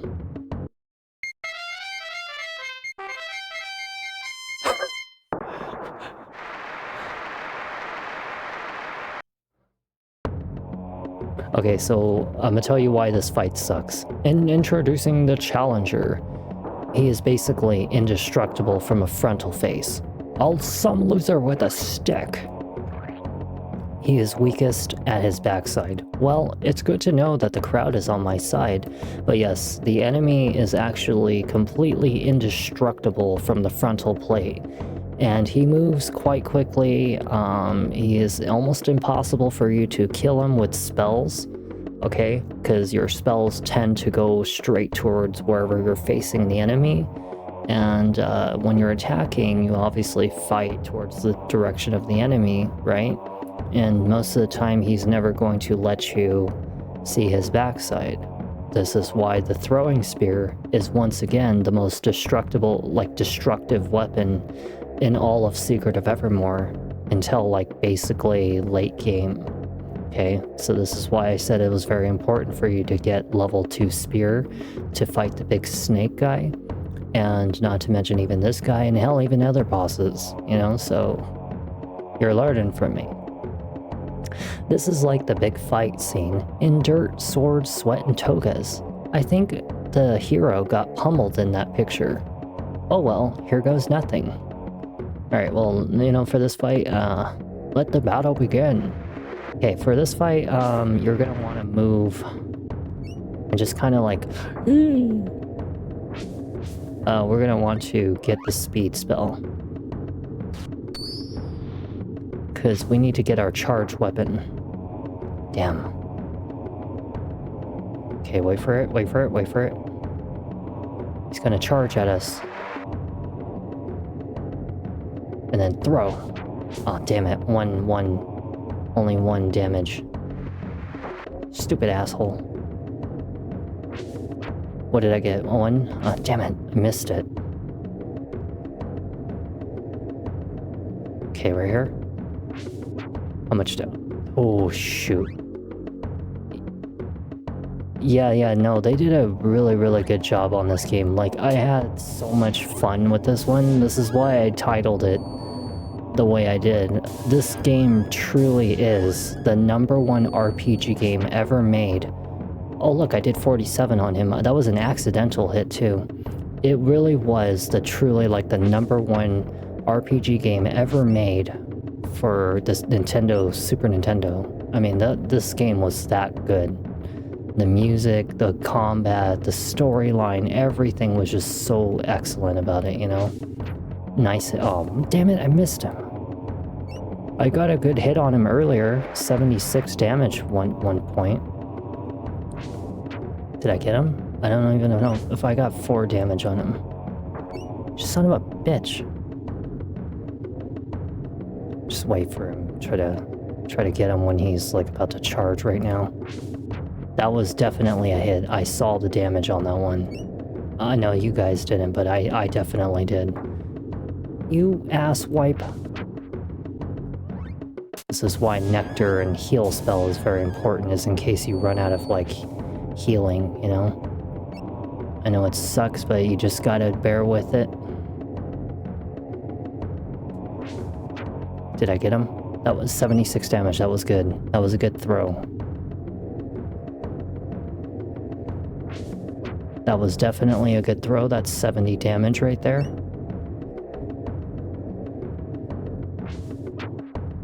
Very nice. 58. Hell yeah. Yeah, he's gonna go down pretty soon. Like, he's not very strong. I think he has like 1,000 HP if I remember. It's something like that. He doesn't have very much. But if you just... Ooh, what was that? But if you just keep on repeating this, you're gonna win. You're bound to win. Very nice hit. That was definitely a good one right there. Yeah, kind of save yourself with that pillar up there if you have to. I don't know where he is. He's about to come after me. Very nice hit. Let's get our agility spell.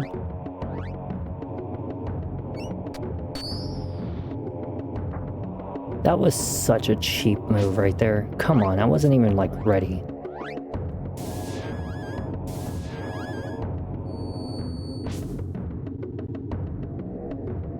Ooh, oh, you little punk. Wait for it, wait for it, wait for it. Come on. Nice hit. That was a good hit.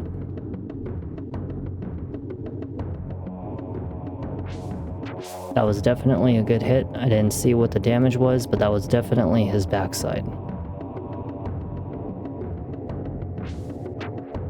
Hell yeah, 55. Very good. Just try to put some distance between me and him.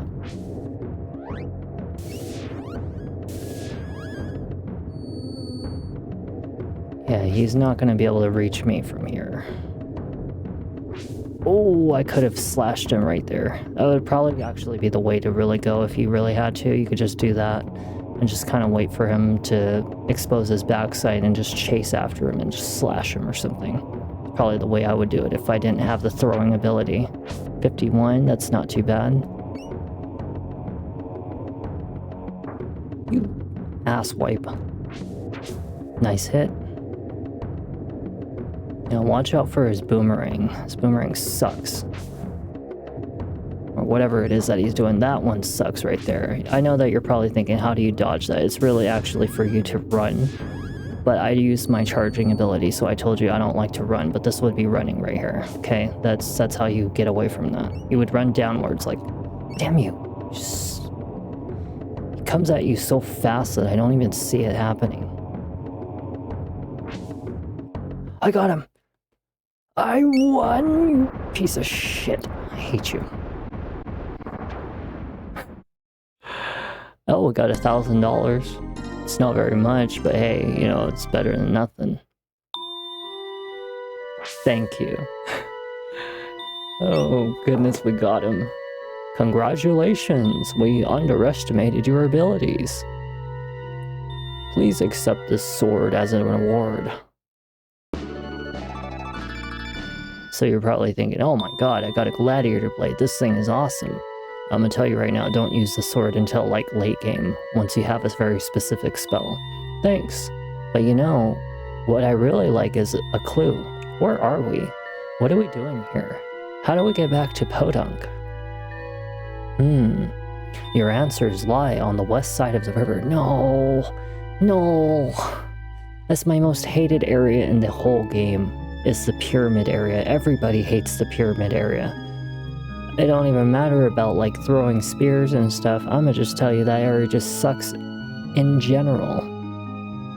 They are in the diamond eyes of the sacred dog statue. With these treasures, our leader will have the power to send you back to where you belong. That's not true. You guys are really on a sacred dog kick. This dog is really my buddy God. He hasn't been himself lately. The dog bearing his the statue bearing his likeliness holds great power, and the diamond eyes are the key. We need the adventurer's skills of you and your dog to find and bring back the jewels. Well, as Dusty Duffy McGander says in Perilous Patrol of Over Pluto, we may not have a rat's chance in a room full of cats, but we're gonna go after that cheese. Let's go, God. I called him God for a reason, because this dog is God. He is talking to a statue in the wall. What did he just say? Not yet, your cleanliness. But I have offered the reward to the adventurers in the town on the river shore. Do you mean to tell me that you have those unkempt cretins looking for the jewels? This is an important job, not something that you should be left to the brutes with no sense of personal hygiene. They may not be clean, but they know their way around this world. That boy that you warned about is also looking for the jewels. If he survives, I'll have a surprise for him and his dog when they return. We've already had a problem with the meddling kid in the plateau number 2. Don't let that happen here. And try to keep the old coot on the other side of the river out of this. Talking to statues in the wall. What's the world coming to? It looks like we've got our work cut out for us, God. There's a town on the other side of the desert. We can cross the river there. Then we can start searching for those diamonds. Well, let's see. We've done a 3-hour and 15-minute video. I've beaten the crap out of like a lot of the bosses so far. Let me think. So, I definitely have at least hit... I want to say I've hit like at least 25-30% of the game so far. I want to say like 25%, 30% of the game so far. I mean, either way, like I've gotten pretty far for like a one video. I have gotten further than even what I did in my first video of like the first time I played this game. And I did so well so far. Beat the crap out of like everybody so far. Let's also put the equipment on the dog, because we need to. Give him his new collar, which he hasn't even been wearing his collar since the time I had it. I didn't even know I didn't equip it on him. No wonder he was dying so easy. But now he's got more defense. This is actually the dog's defense, because the dog actually gets attack by leveling up his attack level. There was actually a time earlier in this game that I, it said that his attack reached like level 2, and then level 3, and then you see where I'm getting at? He has his own kind of attack level. This is why he becomes so powerful later. But the more the dog kills, the more he'll be getting more attack. We should do an illegitimate save. But I feel like, this would be a pretty good stopping point for the game. I offer imported rice for 6 jewels per bag. It's actually really not that bad of a price. Rice equals 6 jewels. That's actually a really not so bad price. But we're gonna definitely need to get the remaining items in the game. My armor polish will make a nice, and I think that, for right now, if I really was going to choose anything to do as the last part of this content, is really just to do the trading system, because that it would help a lot. So by the time I start the next video of this game, I wouldn't have to do the trading.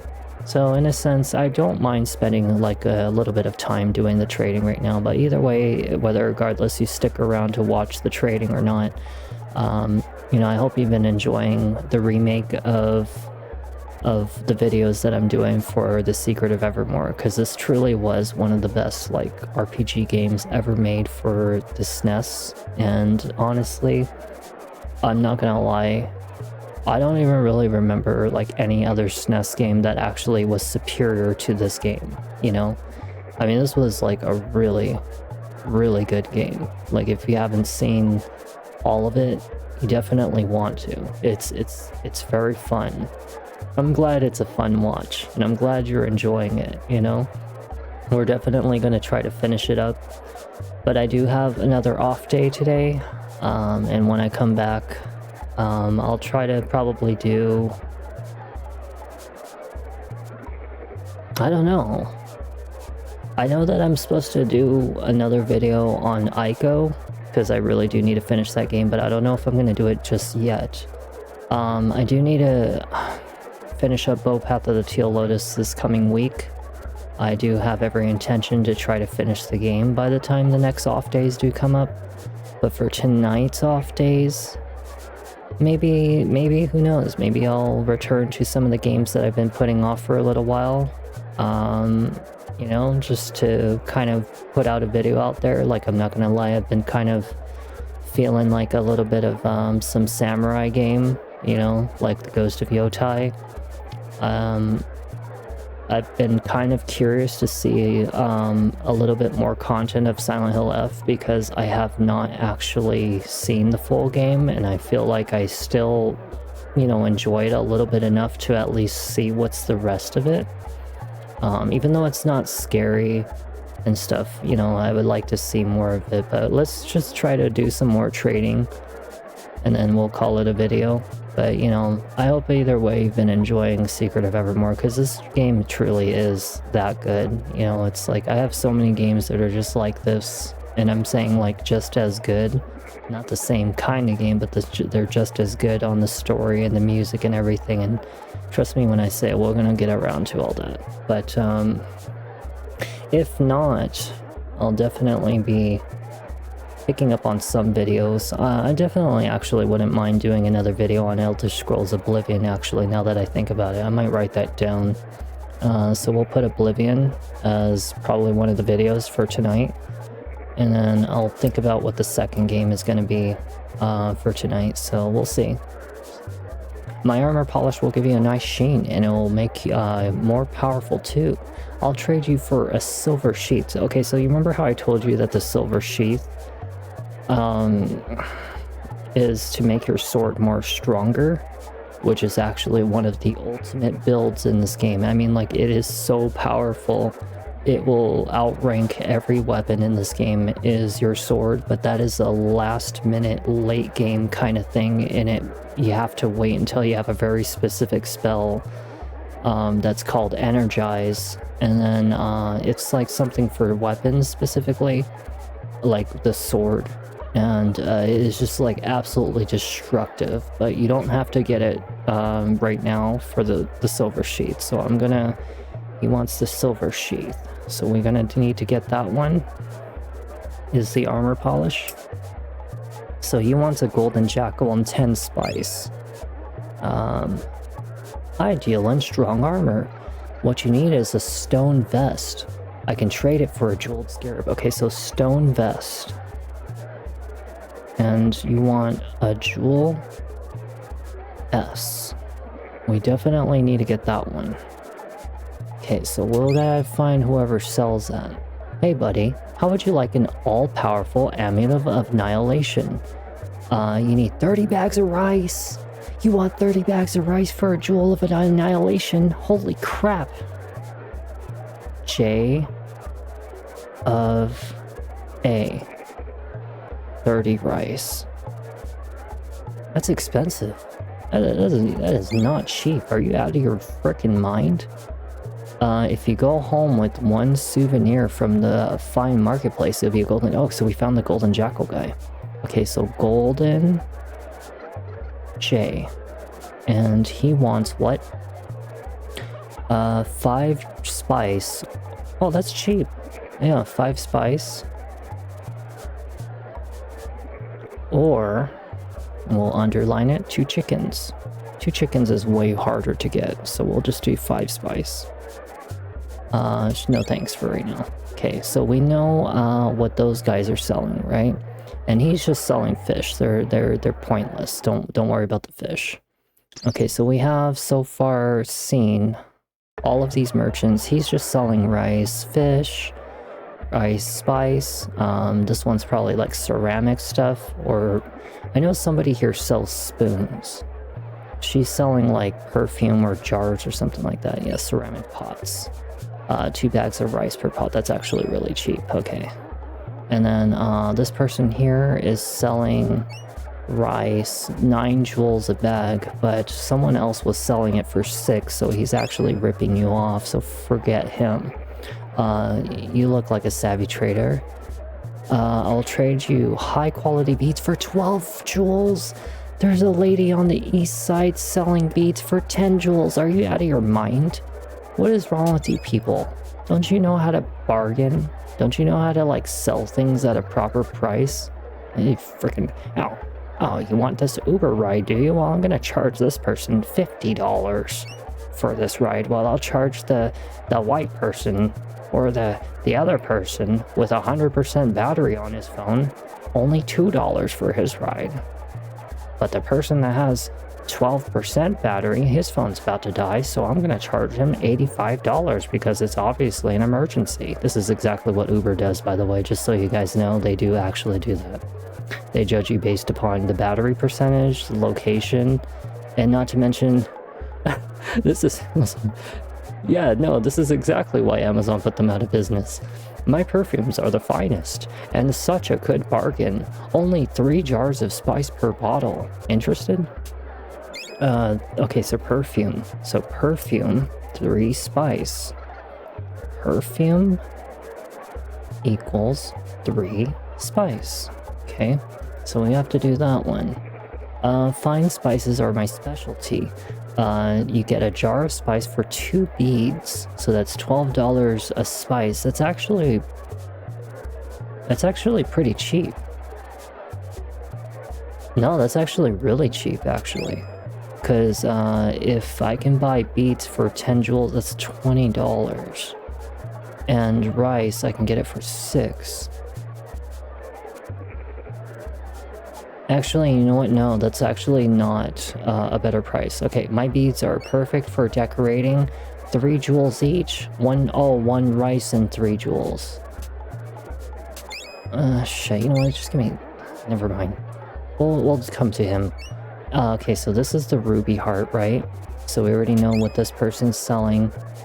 Important from faraway land is the jade disc. Yes, yes, yes, the jade disc. Okay, so jade disc. Okay, this is one of the more important items.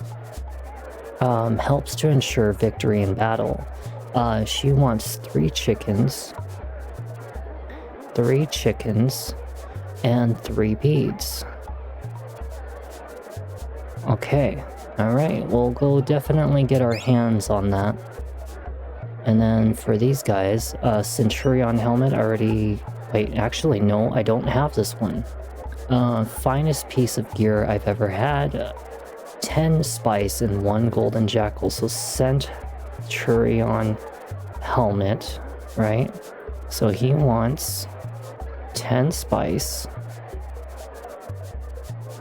And he wants 1 gold J.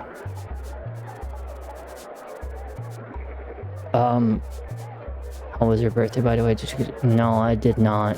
And I didn't really do too much for my birthday, to be honest. You know, just kind of slept most of it. Didn't really have much of a celebration for it, so, you know, it's okay. You know, it's how my birthday is all the time. So I'm not really, like, too worried about it. I've never really expected my birthdays to be all that, like, amazing anyway. It was just nice that people were there to watch Path of the Teal Lotus, even though 99, like according to the analytics, 99% of those people were not subscribers, they were just random strangers. In fact, a lot of my videos that's been happening on YouTube, a lot of them are people that are random strangers, which either way, since they, you know, stuck around to watch, I appreciated it either way. Because it's helping me to get that 4,000 watch hours goal for the YouTube partnership. But I do also have to meet the 1,000 subscriber goal eventually, you know, and I only have like 264, and you know, it's not even a fourth of the way, but hey, you know, I still appreciate people watching either way, you know. With your sunstone, so let's see, I don't need the sunstone. Okay, so let's see. This person here is the appraisal, right? So we already talked to them. We know that this person's selling the sheath, so no thanks. I hope so, too. I do. You can increase the protection of the power of your arms with the bronze gauntlet. 1 spoon and 2 tapestry. Okay, so alright, so we know every piece of equipment that's in this area. We know every single person now. The only thing is I can't find the person who's selling spoons. I haven't been able to find him. This one's selling ceramic pots, right? This one is selling spice. Who the hell sells spoons? Wait, it's a deal? Oh, wait, what? Oh, magic gourd. Oh, wait, no. I remember reading about this. The magic gourd is actually a flawed item. It actually doesn't do anything in the game. It's actually worthless. So don't ever go after the magic gourd. I have a fabulous spoon for 2 jars of spice. Okay, also this is the person that sells it. Okay, well, let's buy a crap ton of rice. Just go with 20. Let's go with 20. Let's go with 20. 20. And one more time. 20. Okay, well, okay. Alright, so for spice, okay? So for a jewel of annihilation, it's 30 rice. That's expensive. So in order to get a Centurion helmet, we need 10 spice and 1 golden jackal. Golden jackal requires 5 spice, so we're gonna need 1 golden jackal. We're gonna need 2 golden jackals. Total, we need 2 golden jackals. So to get 2 golden jackals, we're gonna need 10 jars of spice. Okay, so do we have 10 jars of spice now? Where's my trading items at? I see. How much spice do I have? 10 jars of spice. Okay, so we have it. So the person who's selling golden jackals, let's go see them real quick. My battery is low. I think the golden jackals were sold by this person. Yep. Okay, so spice. Okay, so we have 1 golden jackal. We have 2 golden jackals. Okay, so we have the golden jackals, right? So we can go get 10 jars of spice again. Rice, and we need 10. Alright, so we have it. So we can get the Centurion helmet, and we need another 10 for the silver sheath. And that is to... okay, so we need 10 more. Okay, we have to get some more rice. No, not 5. Let's make 10. So I can be at an even 20. And then let's go with 20. And then let's go buy some spice again. We need 10 of them. Okay, so we have it. So we need to go find the person that sells the Centurion helmet and the silver sheath. So the Centurion helmet, I think, was this person right here. It was like right about here. Here he is. Aha. Okay, so yes. Alright, so if we open up our equipment right here, we have Centurion helmet. It's got 27 defense. That's actually really good. Okay, so we can cross that out on the list. We don't need it no more. Okay, so that's good. And then the stone vest requires a jeweled scarab. The bronze gauntlet is a spoon and 2 tapestries. And then the obsidian helmet, which I already got. So I can cross out obsidian helmet because I already have it. I can cross out the Centurion helmet because I already have it. We need the silver sheath. So we gotta go find the person who has the silver sheath. I can't remember who it was. I'm pretty sure it was this one. Silver sheath. Yes. We're gonna do other goods. Alright, we got the silver sheath. So now we need the armor polish. You can increase the protection and power of your arms with the bronze gauntlet. No, that is not who we need. We need the person that has the armor polish, which I think is all the way at the top right, if I'm not mistaken. I think he was somewhere in this area right here. Yep, armor polish. This actually increases your defense, so we already have the silver sheath. We can cross that out.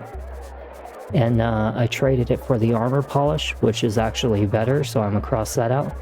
So now all we need left is the jade disc, the sunstone, the moxus stick, the ruby heart, and then the 2 pieces of armor. And that's literally it. It's almost done. So let's go get some more rice, right? Because we are going to go after... Actually, you know what? We should go after the beads and the chickens. So what does this guy want for chickens? Because we want that jade disc. So the chickens... No, my hair is like finally like starting to stick to my face because it happens like at the late part of the day.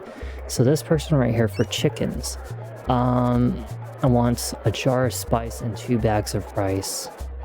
Okay, so I want 3 chickens. Oh, how much do I need? We need... Okay, so if I look, I don't even have any freaking rice at all. So we got enough spice, just not enough rice. So let's go get some more rice. I think it's right here. So let's buy some of this. We'll buy some of this. And some of this again. Okay, and let's get another 10 spices. We'll get 10. And then let's go buy those beads from that lady that's over on the bottom right. No, not you. Let's go over here. And I think she's like right here. So we're going to buy some beads. Okay, so according to all of the beads that I need. So I need, how many beads do I need? So in order to get... My dog keeps on sniffing so much, he's a sniffer. So we need 3 beads for a jade disc. And then, that's actually it. I don't even need any beads for anything else. According to everything I'm seeing. Yeah, that's it. I don't even need any beads. I only need 3. So let's just do 1. Save as much money as possible. 2. And then we'll do 3. Okay, and then so now we need 3 chickens, right? So let's get 3. Alright, so now we gotta go find the person that has the jade disc, which I think was over here. This item is import from land. Jade disc, it will ensure the victory in battle, so say yes. Alright, so we can cross out the jade disc now that is all over. Okay, so that's all that's left is the 2 chickens we need. And then we need a jeweled scarab and 12 spice to get the moxus stick. It actually makes your healing stronger. We also need a limestone tablet, which requires 2 beads and 4 spice. So we need sunstone, 1 limestone tablet, so we need 4 spice and 2 beads. I have how much spice? 17 spice, and we have 1 bead, so let's go get a couple more beads. And then let's go and get that that limestone tablet, because we're gonna want that. Let's just buy like, I don't know, 5 for right now. And then for the moxa stick we also need 5 rice. Okay, so well, let's see. Limestone tablet needs 4 spice and 2 beads. Okay, so the limestone tablet is actually the guy in the hidden alleyway, so we have to go here. I know the trading system is like tedious, but hey, you know, this is going to make you like super strong in this game. Like, I mean, like it's so vital for you to do this, just so you guys know. So we need... Oh, what is he selling? Wait, what is he selling? I have something we need. A jeweled scarab. Oh, you're the one who sells the jeweled scarab. I thought... Oh, it's the lady who sells it. Okay, so well, for the jeweled scarab, I do actually need 1. But no, you are definitely right. It is super in-depth.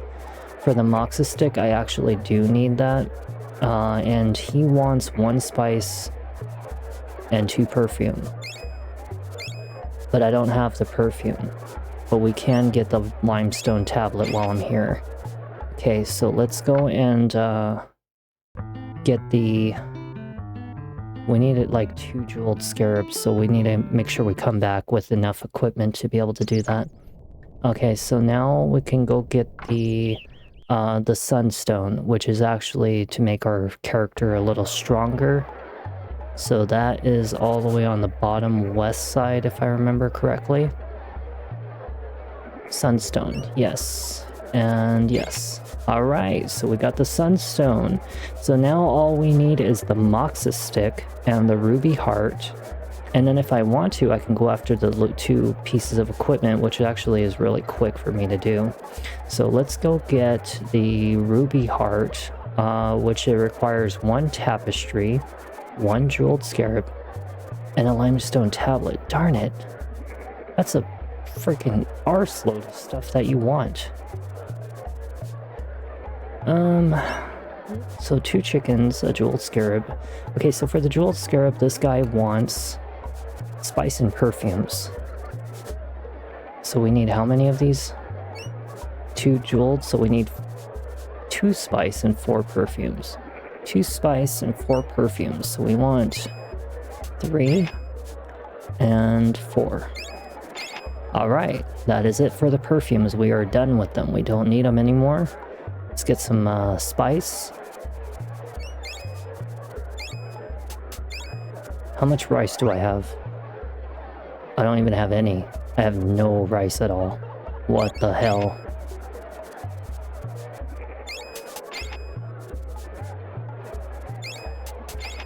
We'll probably buy like maybe 1 more bag. I'm actually almost out of like money. Shit. And I really need a jeweled scarab. I mean, a jewel of annihilation. I'm not gonna lie. Like the jewel of annihilation, I really don't want to run across the desert again. I actually need 2 jewels of annihilation. So we're gonna want 1, 2. So that way, when I go back and then I come back, at least I have a jewel of annihilation, you know, for each way. Because I am gonna come back here like probably like 2 times. We'll try to buy as much as we can. I am about to go dead broke. Fuck. Oh no.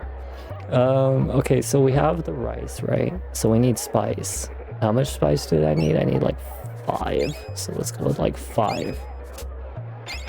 Okay, we have enough for the jeweled scarabs now. Jesus Christ. I'm about to go broke.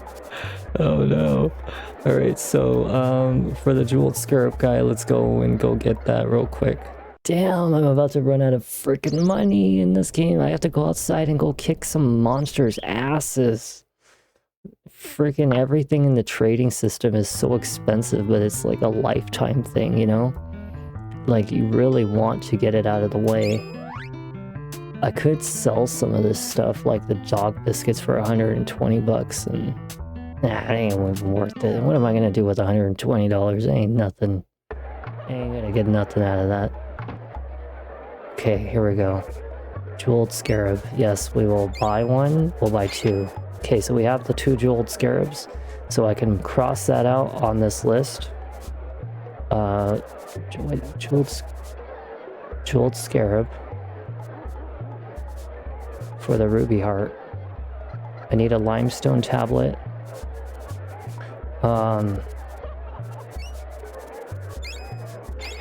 Okay, we got the limestone tablet. And now I just need 1 tapestry. Okay, jeweled scarab, jeweled scarab. Okay, so this was the 2 jeweled scarab. Okay, good. And then we just need to get the tapestry. So there's 1 tapestry. Hopefully she's only going to ask for a few dollars for it, because I am hurting to be able to afford all this stuff. Hurting for it. Okay, what do you want for it? 3 beads. Do I have 3 beads? I have to go buy some. $10. I only have enough for 2. Do I have enough for a tapestry? Please tell me I do. Please tell me I do. Please tell me I had like an extra bead in my pocket. I did! Yes! Holy crap. Okay, let's go get the ruby heart. Holy crap. This has been one hell of a trade system, and it has caused me to go dead ass broke. Okay, so what does this exactly do exactly? Well, whatever the hell the case is, we got the ruby heart now. Alright, so we have a jeweled scarab for the ruby heart. We've done it. We have a jeweled scarab left for the moxa stick, so we need to get 2 chickens. Please tell me you're not going to ask for too much for this. I need 2 chickens. I don't have enough. Shit. As much as I hate to part with my chickens, will I be willing to trade with a jar of spice and 2 bags of rice? A jar of spice, a jar of spice and 2 bags of rice, and I don't have any spice at all. How much rice do I have? I have 30. I could actually go and make a couple spices right now as we speak. So let's go and do that real quick. God dang it, I'm like running so low on materials right now. Let's make like 5. And how much rice do I have? Okay, so I have like 14 rice and I have 5 spice. That's more than enough to get 2 chickens. Okay. I am like so hurting bad for this, like right now. Okay, so we need 2 chickens. This is to get the moxa stick, which the moxa stick is so that you can heal more whenever you heal in the game. Okay, so we have the 2 chickens, and now I just need 12 spice. And how much spice do I have? I have 3. Freaking A. I think it's like, what, 4? So if I have 3 jars of spice, then I need some money. Shit, I need money. Okay, we gotta go outside, we gotta go fight some stuff, unfortunately. Because I need the last piece of item. I mean, the moxa stick is like important, and we're not going to be back at this city for a freaking long time, so we better like hurry up and get this equipment. I need to go back to my initial weapon, because even though the gladiator sword does the same damage, I told you that the gladiator sword kind of actually... What did this character just do to me? What is going on with my character? Why am I running around in weird circles? I think it caused me like some confusion or something. Yeah, we need to really rob some monsters right now.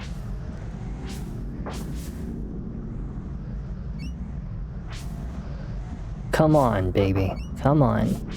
Get those damn little crapper thingies. Little spider things. Damn spider things. I think it's like some kind of wind or something like that that's causing it, like a quicksand. That's like probably like what's causing me to like move like that. I don't know, but the dog is definitely killing those spiders better than I am, because like I'm trying to freaking hit them and I can't land a freaking shot on them. It's hard when they move so fast like that. That's the only downfall to the throwing technique, is that you really have to be spot on with your aim. You know, and you really have to charge it each time, which is what sucks. But when you have a level 3 spear, I'm gonna tell you that level 3 spear makes all the difference in the world. It really does. Let's check how much money I have. I have $146. Let's kill a couple more spiders. It's really not that bad. It is actually pretty close to how much am I getting? 146. So it's like probably $15 for every time I kill a spider, which is actually not that bad. I'm actually getting some pretty decent money right now. I think that'll do for now. I think that'll do for now. Actually, that should be more than enough for us to get some spice. Alright, well, let's go back in here and let's grab some money. Okay, $60. Buy it one more time. I have $2 left. Buy some spice. We'll get like 10 of them or something. Okay, now let's go back to the chicken, right? Or what was it that I needed? I needed 12 spice. That was just to get the moxa stick. And how much spice do I have right now? I have 13. I had barely just enough to get this moxa stick. Holy crap. Like, I barely even made it. Okay, so the moxa stick guy, I think he was like right here. Yes. Heal your wounds more effectively when you possess the Moxa stick. Oh, holy crap. We actually had enough to get everything I needed. And now, if I wanted to, I could go after the stone vest for the jeweled scarab. So the stone vest is a piece of armor. And then the other one would be the gauntlet, which is the bronze gauntlet for a spoon and 2 tapestries. But the thing is that the tapestries, I don't even think that the bronze glove is going to be all that important, because I'm actually going to get a better glove anyway later in the game. And at the same time for the armor, I actually have a bronze armor, so we can get the stone vest for a jeweled scarab. That's going to cost us 1 spice and 2 perfume. 1 spice, 2 perfume. Let's see if we'll have enough money for that, and if I do, I'll leave that as the final item for tonight. I have 30 rice, so that's more than enough. We need what? 2 perfume. How much did this woman want for the perfume? 3 jars of only 3 jars of spice per bottle? Are you out of your mind? Why are you so expensive? What is wrong with these people? Why are you so expensive? Okay, give me like 10 of these. I don't even have enough. Oh, you arsehole. Okay, 5, 6, 7. Okay, I have like 7 spice. So we can go get 2 perfumes. I think it was like 2 perfumes. Yeah, jeweled scarab is 1 spice, 2 perfumes. Okay, do we have 1 spice? Please tell me I do. I see the word spice. That is good. That's all I needed to see. Okay, so let's go get the jeweled scarab and let's go grab our last piece of equipment for the trading system, and we're all done. And then we're all done. Yay. Holy crap. The freaking expensiveness at this marketplace has caused me to literally lose all of my money. But it was worth it. And the funny thing is, I didn't even actually buy everything I needed.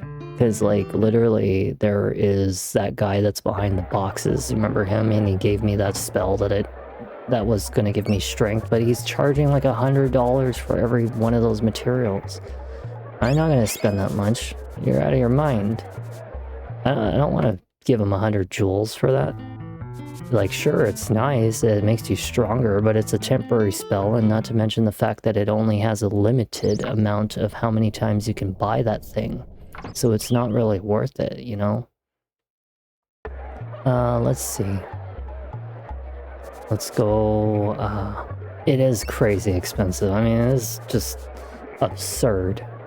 So which one of you sells stone vest? Oh wow, I actually found the person. Cool, nice. Alright, so we have everything we need.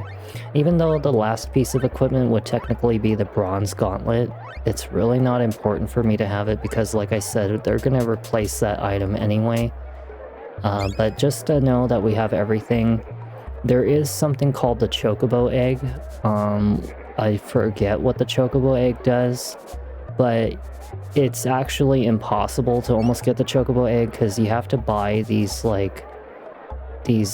little jars of ceramics, right? And it's like a very minuscule percentage chance that there's a chocobo egg inside of it. So it's kind of like a lottery system. I'm gonna do a illegitimate save on that one, but it's a lottery system for you to be able to even get it. And this is why the Jewel of Annihilation is so important, because I'm gonna tell you that this saves my life of not having to run across the desert for freaking 4 minutes, 5 minutes. Instead, you get to just sit here and just let this freaking skeleton drag you halfway across this, you know, the desert. Way faster, way easier. You don't have to worry about all this annoyance of all the bugs and your stamina running out, you know? But it's a nice little relaxing breather, from across the desert, which is why I got 2 of them, because when I come back to the city, at least I have enough to go back to the city. And I'll have a lot of money, which means that I can buy a bunch of rice, get a couple scarabs. Look at how quick that was. I wasn't even done talking, and that's how quick it was. You know, that's why I said that I wanted 2 of them. But now that we have, like, everything we practically need, all we have to do now is basically go to the worst area in the game. Oh, he's gonna give me a revive spell. Hell yeah. And he's gonna try to sell me stuff when I only have $2. But I'm gonna show you real quick of the next area. I'm not gonna show you like the whole area. I'm just gonna show you like the location of the next area. It's like literally right here around the corner. That way you know what to expect in the next video. We're basically gonna go into the Egyptian area, which really is the most hated area in all of this game. I'm gonna change over to the dog, so I'm now the dog, right? And the dog's gonna jump over. And we just basically cross it over here. I just changed back to the boy. Somehow I just almost died. I don't know how. Maybe it's like poison or something like that. I think I got hit by poison. So we'll probably want to use a cure spell. I don't even have enough for a cure spell, Jesus Christ. I told you money sucks. Like, you really want to make sure you have money on you in this game, because otherwise you're gonna freaking hurt for just dying to grind for certain things. But this is the area where we're gonna be for the next part of the game. Basically, we'll have to cross like this invisible little bridge right here. It's like a little invisible bridge. A lot of the enemies are going to be very aggressive in this area, very difficult to kill. They are very powerful. I am about to die again. Like, I am telling you that these enemies are destructive. And the dog managed to kill both of those enemies at once with 1 hit. Like, that's why I said dog is God. I already actually memorized where the spot of, like, without having to... Oh, never mind. But that's the invisible. You will get a spell to be able to see that. This is the next main character. So you remember Fire Eyes, the girl that she had an evil twin? Well, this is the next guy, and he's for the Egyptian area. But the Egyptian area, like I said, is going to be the most frustrating area of this whole game, and it's really just because the enemies fly around, they're really fast, they hit really hard. Most of the time I'm probably just going to be running. Did you notice that the boy has like a really funny face right now? Look at him. He looks like an empty piece of skin. Oh my god, what's going on with the boy? But yeah, everybody who has ever played this game knows deep down that the worst area in all of Secret of Evermore he is gone.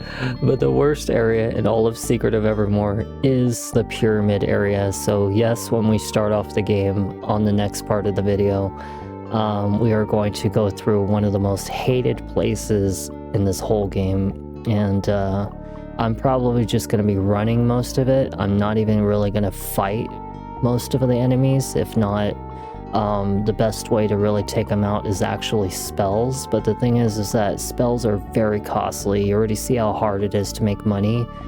And unless I sit there and grind for hours on end, that's just what we're going to deal with. So, you know, do expect that. But I'm going to be running most of the time.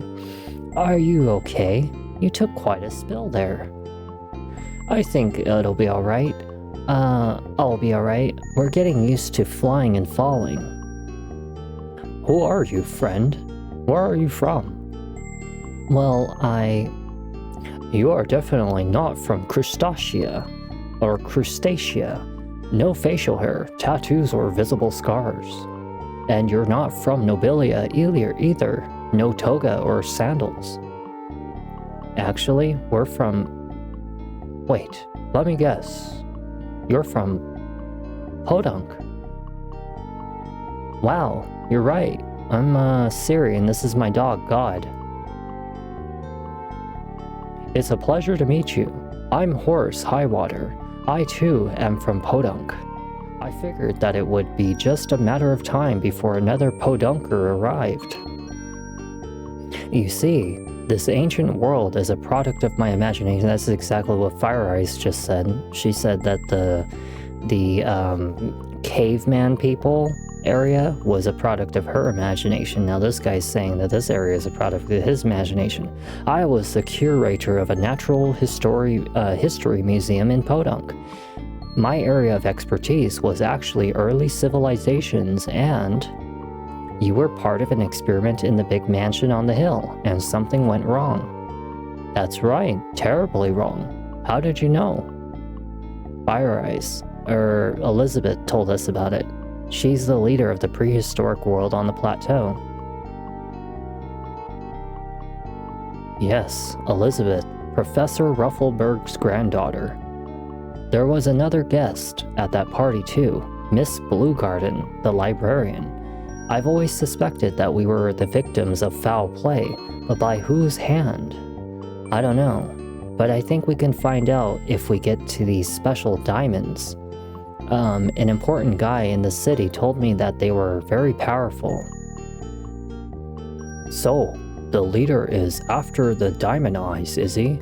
I thought he would be. They do represent a lot of power, and this fellow is hungry for power. Oh, thank you. It's actually pretty good, and I'm really glad that you stopped in. I'm glad that you're enjoying the vibe and everything. But yeah, I'm about to end this video here pretty soon, and you know, it's been fun playing this again. I'm doing a remake on it because, you know, I did it a long time ago and it was kind of in my earlier stream times, and so, you know, just thank you.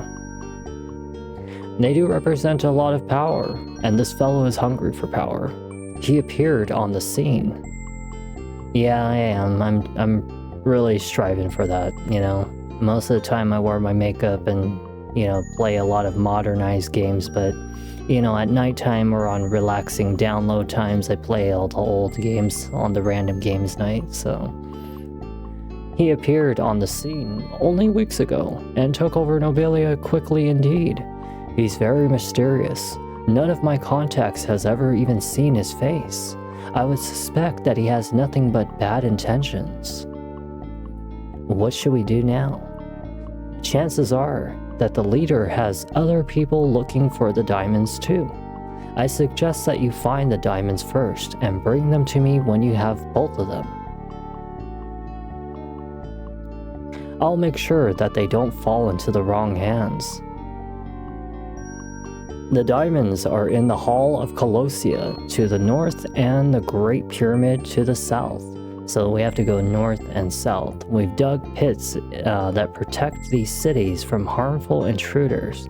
You can see hidden paths over these pits by using the Revealer's formula.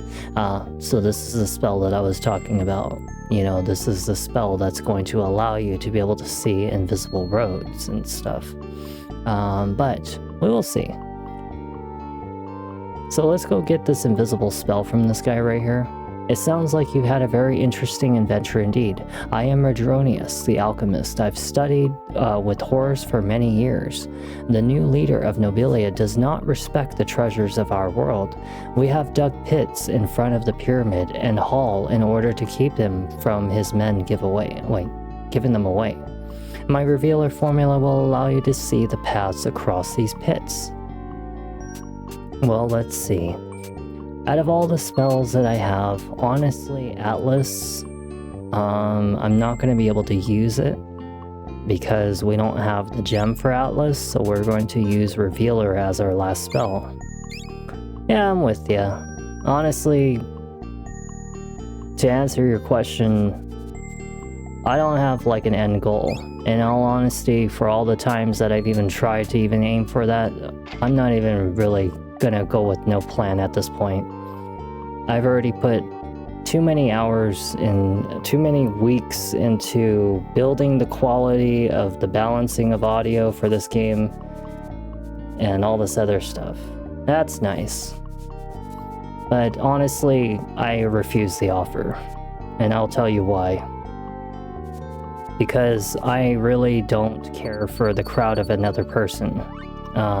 He built his crowd on his own. I'm going to build mine on my own. I don't need to be having my hand carried through someone else's people, given all their hard work to get there. But for me, I have to earn my own crowd. And I appreciate the offer and everything, but honestly, if I can't make it on my own, then I don't want nothing to do with it, you know? It's my turn to basically put forth the effort. I don't know if I'm like poisoned or something or cursed, but I am definitely like taking damage somehow. But either way, whatever the hell the case is, I probably just have like a little something coming after me. I'm about to die right now. But yeah, the thing is like, I'm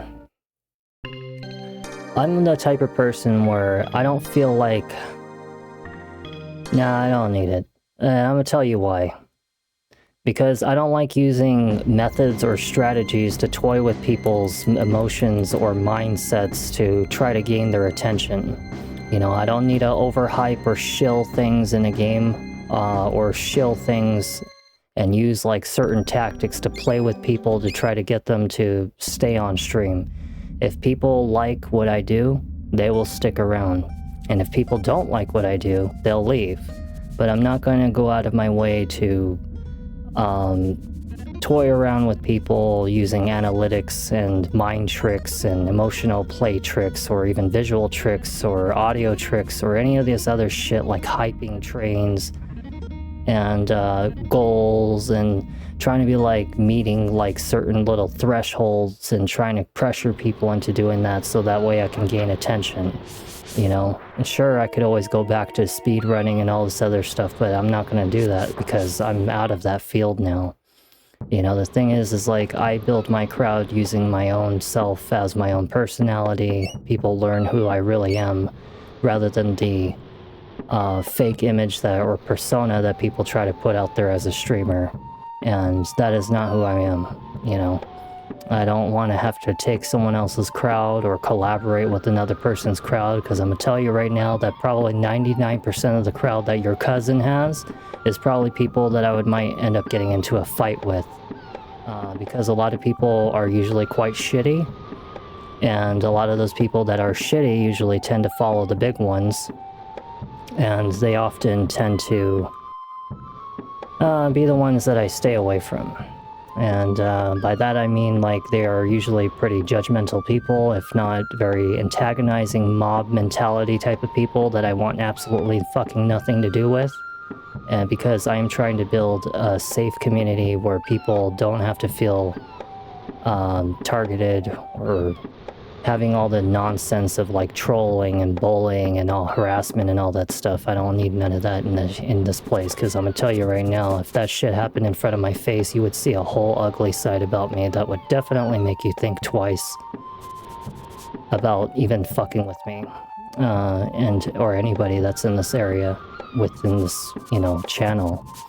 And the thing is like, you know, I think it's almost the reason why I would almost prefer to not be one of those number one people, is because when you are one of the top people out there, you tend to catch the attention of even those that are the bad ones out there, because you're like the first one seen. And yeah, I just rather stick kind of in the middle ground, low ground, whatever it is. I don't care.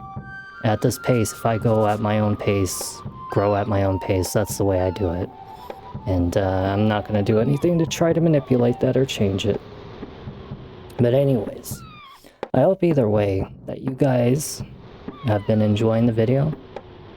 I really appreciate any of you on YouTube.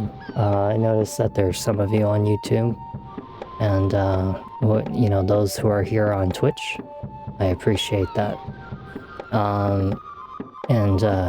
know, I know that guy's probably gone by now, whatever the fuck his problem is, and You know, I already caught on to it. You actually probably saw it, but you may think I don't catch on to things, but I can catch on to bullshit very quickly. The second that I noticed the fast speed of how he was responding to my talking, he wasn't even really paying attention to what I was really saying. Because I actually, I don't know if, like, I explained this to you guys before, but I understand the human brain and deception and emotional fluctuations and nonverbal communication and all that other stuff very, very well. I understand it so much to a degree that I can tell when somebody is illfully, intentfully, or deceitfully trying to talk to me. Almost within 5 seconds of the second they even start talking, I can tell exactly the reason they're here, or what they want, or why they're talking to me, or anything. And it's kind of the reason why, you know, you'll see a look in my eye, or a certain expression out of me, or just ignore them or something like that, because I can catch on very quickly to that. I already saw what was happening, what was going on, and to be honest, it's just full of shit, you know, it's just shitty people. And then to make it even more fair, I'm actually going to do this while I'm on live. I'm going to go over here and I'm going to do this on live because, you know, I'm just going to tell you to get the fuck out of here permanently, piece of shit. Don't ever come back in here. But I meant what I said, okay? For those of you who are still here, I really appreciate it, but I meant what I said. I don't play mind games with people, okay? I'm gonna be real with you right now, as somebody who is not trying to entertain you in a video game right now. I don't bullshit people. You are going to know me as the real me. I already banned him. But you're going to know the real me on stream, as well as the person you would meet outside of stream is still going to be the real me. The way I talk, the way I, you know, handle the situations, my expressions. I'm very much the same person as I am in and off the stream. You know, I will be very truthful about everything. You know, if I'm sponsored and paid to obviously talk a certain way, you'll know that I will tell you ahead of time it's a sponsored video. Because, you know, obviously when I'm getting sponsored for something, if ever it happens, you know, I'm gonna have to be watchful of things that I say. But unless otherwise, if I'm not doing a sponsored video, regardless if it's video after or video after, I will tell you the actual truth about that company or the product. Somewhere along the lines you will hear the actual truth about it, because that's just the type of person I am. You know, if I know something shitty or scummy or scammy, kind of like grab tap and stream elements, like the sponsorship of those games that I've been talking about, well, they're a scummy company. You know, they kind of rug pulled me because I was getting really good at getting money without having to spend money in their app games. I was just going based off of skill, and I was getting money like absurdly quick. I mean, since like the time I even got into GrabTap like a month and a half ago, I've made like over 1,000, maybe 11 or 1,200. It was the reason I was able to afford all that stuff that's outside my room, and as well as like some of the other stream stuff that I've been buying. But you know, I was thankful for it, don't get me wrong, I'm thankful for it, but either way, it's like it's not something I expected to be long term, and who knows, maybe it'll come back around. But right now I'm too small of a streamer to even make a difference for them to take an eye notice for bigger, you know, offers and stuff, you know. And I understand that I struggle on streams. You think I don't? Like, you think I don't think about that every second? Of course I do. I know that I only have like one person watching, sometimes 0 people watching. Either way, I still put my whole heart and effort into this shit. Because I think I want it to be enjoyable for even times that somewhere down the line, 6 months, a year later, people will come brand new. They're going to see these videos. I want them to see the best quality possible. That's why I'm doing these remakes, you know? And the thing is like, even if no one's there, I try to treat it the same. Even if I have 20, 30, 40 people watching on YouTube, like some of those days on Boat Path of the Teal Lotus, nobody was really talking.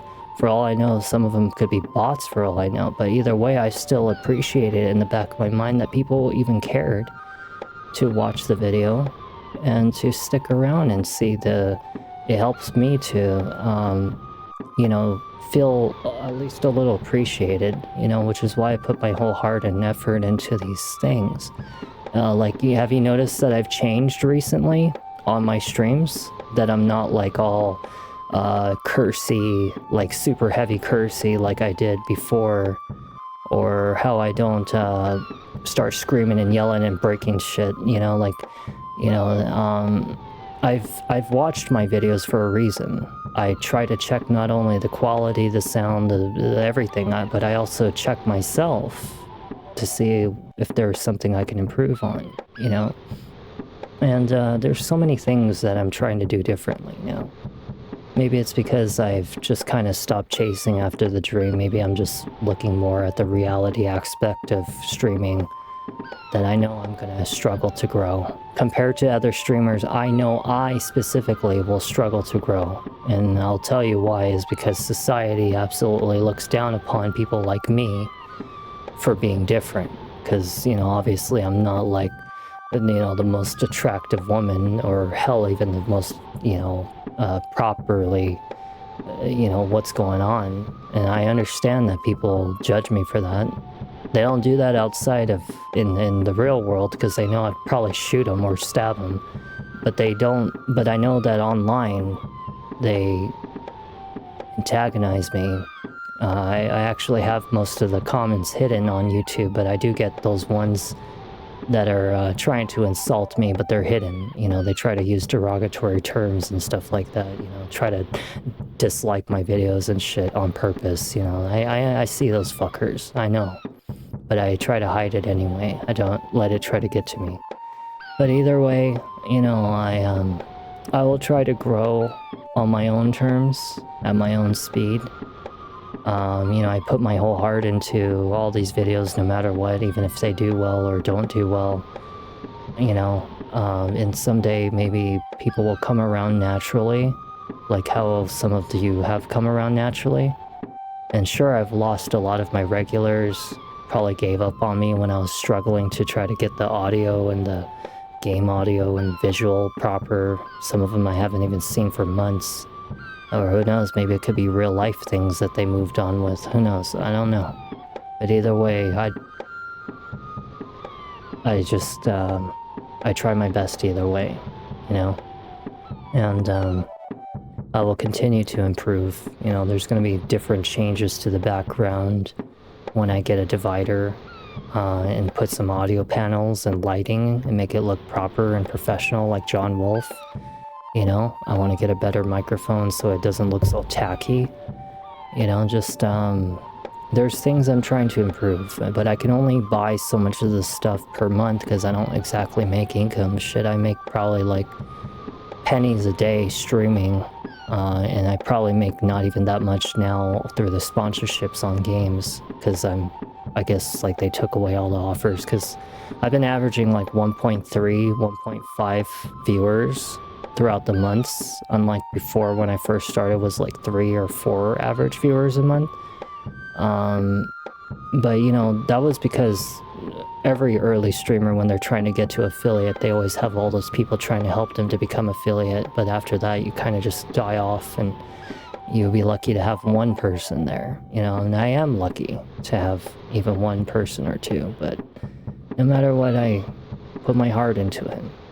I don't care about having someone carry me through in my fucking hand. If I can't do it myself, then I don't want to have the help of anyone else. I shouldn't need to be spoon-fed to grow, I like to be independent and stand on my own feet, be the strong personality just like I am in my games. I'm strong, capable, and able to do anything on my own without the help of, too much, you know, guidance. Like, sure, I get lost in games, and sometimes I have to look up a walkthrough or ask, oh, do you guys know this, or do you guys know that? You know, go ahead and help me. But I don't need someone to be like, oh, Siri needs a level 100 person to come and help her freaking, you know, beat the crap out of this boss. No, I'll figure a way to beat him out, no matter what, on my own. You know, it's the same thing I handled my streams, same way. Grow on my own. Either way, I'll be back tonight. I know that it's late.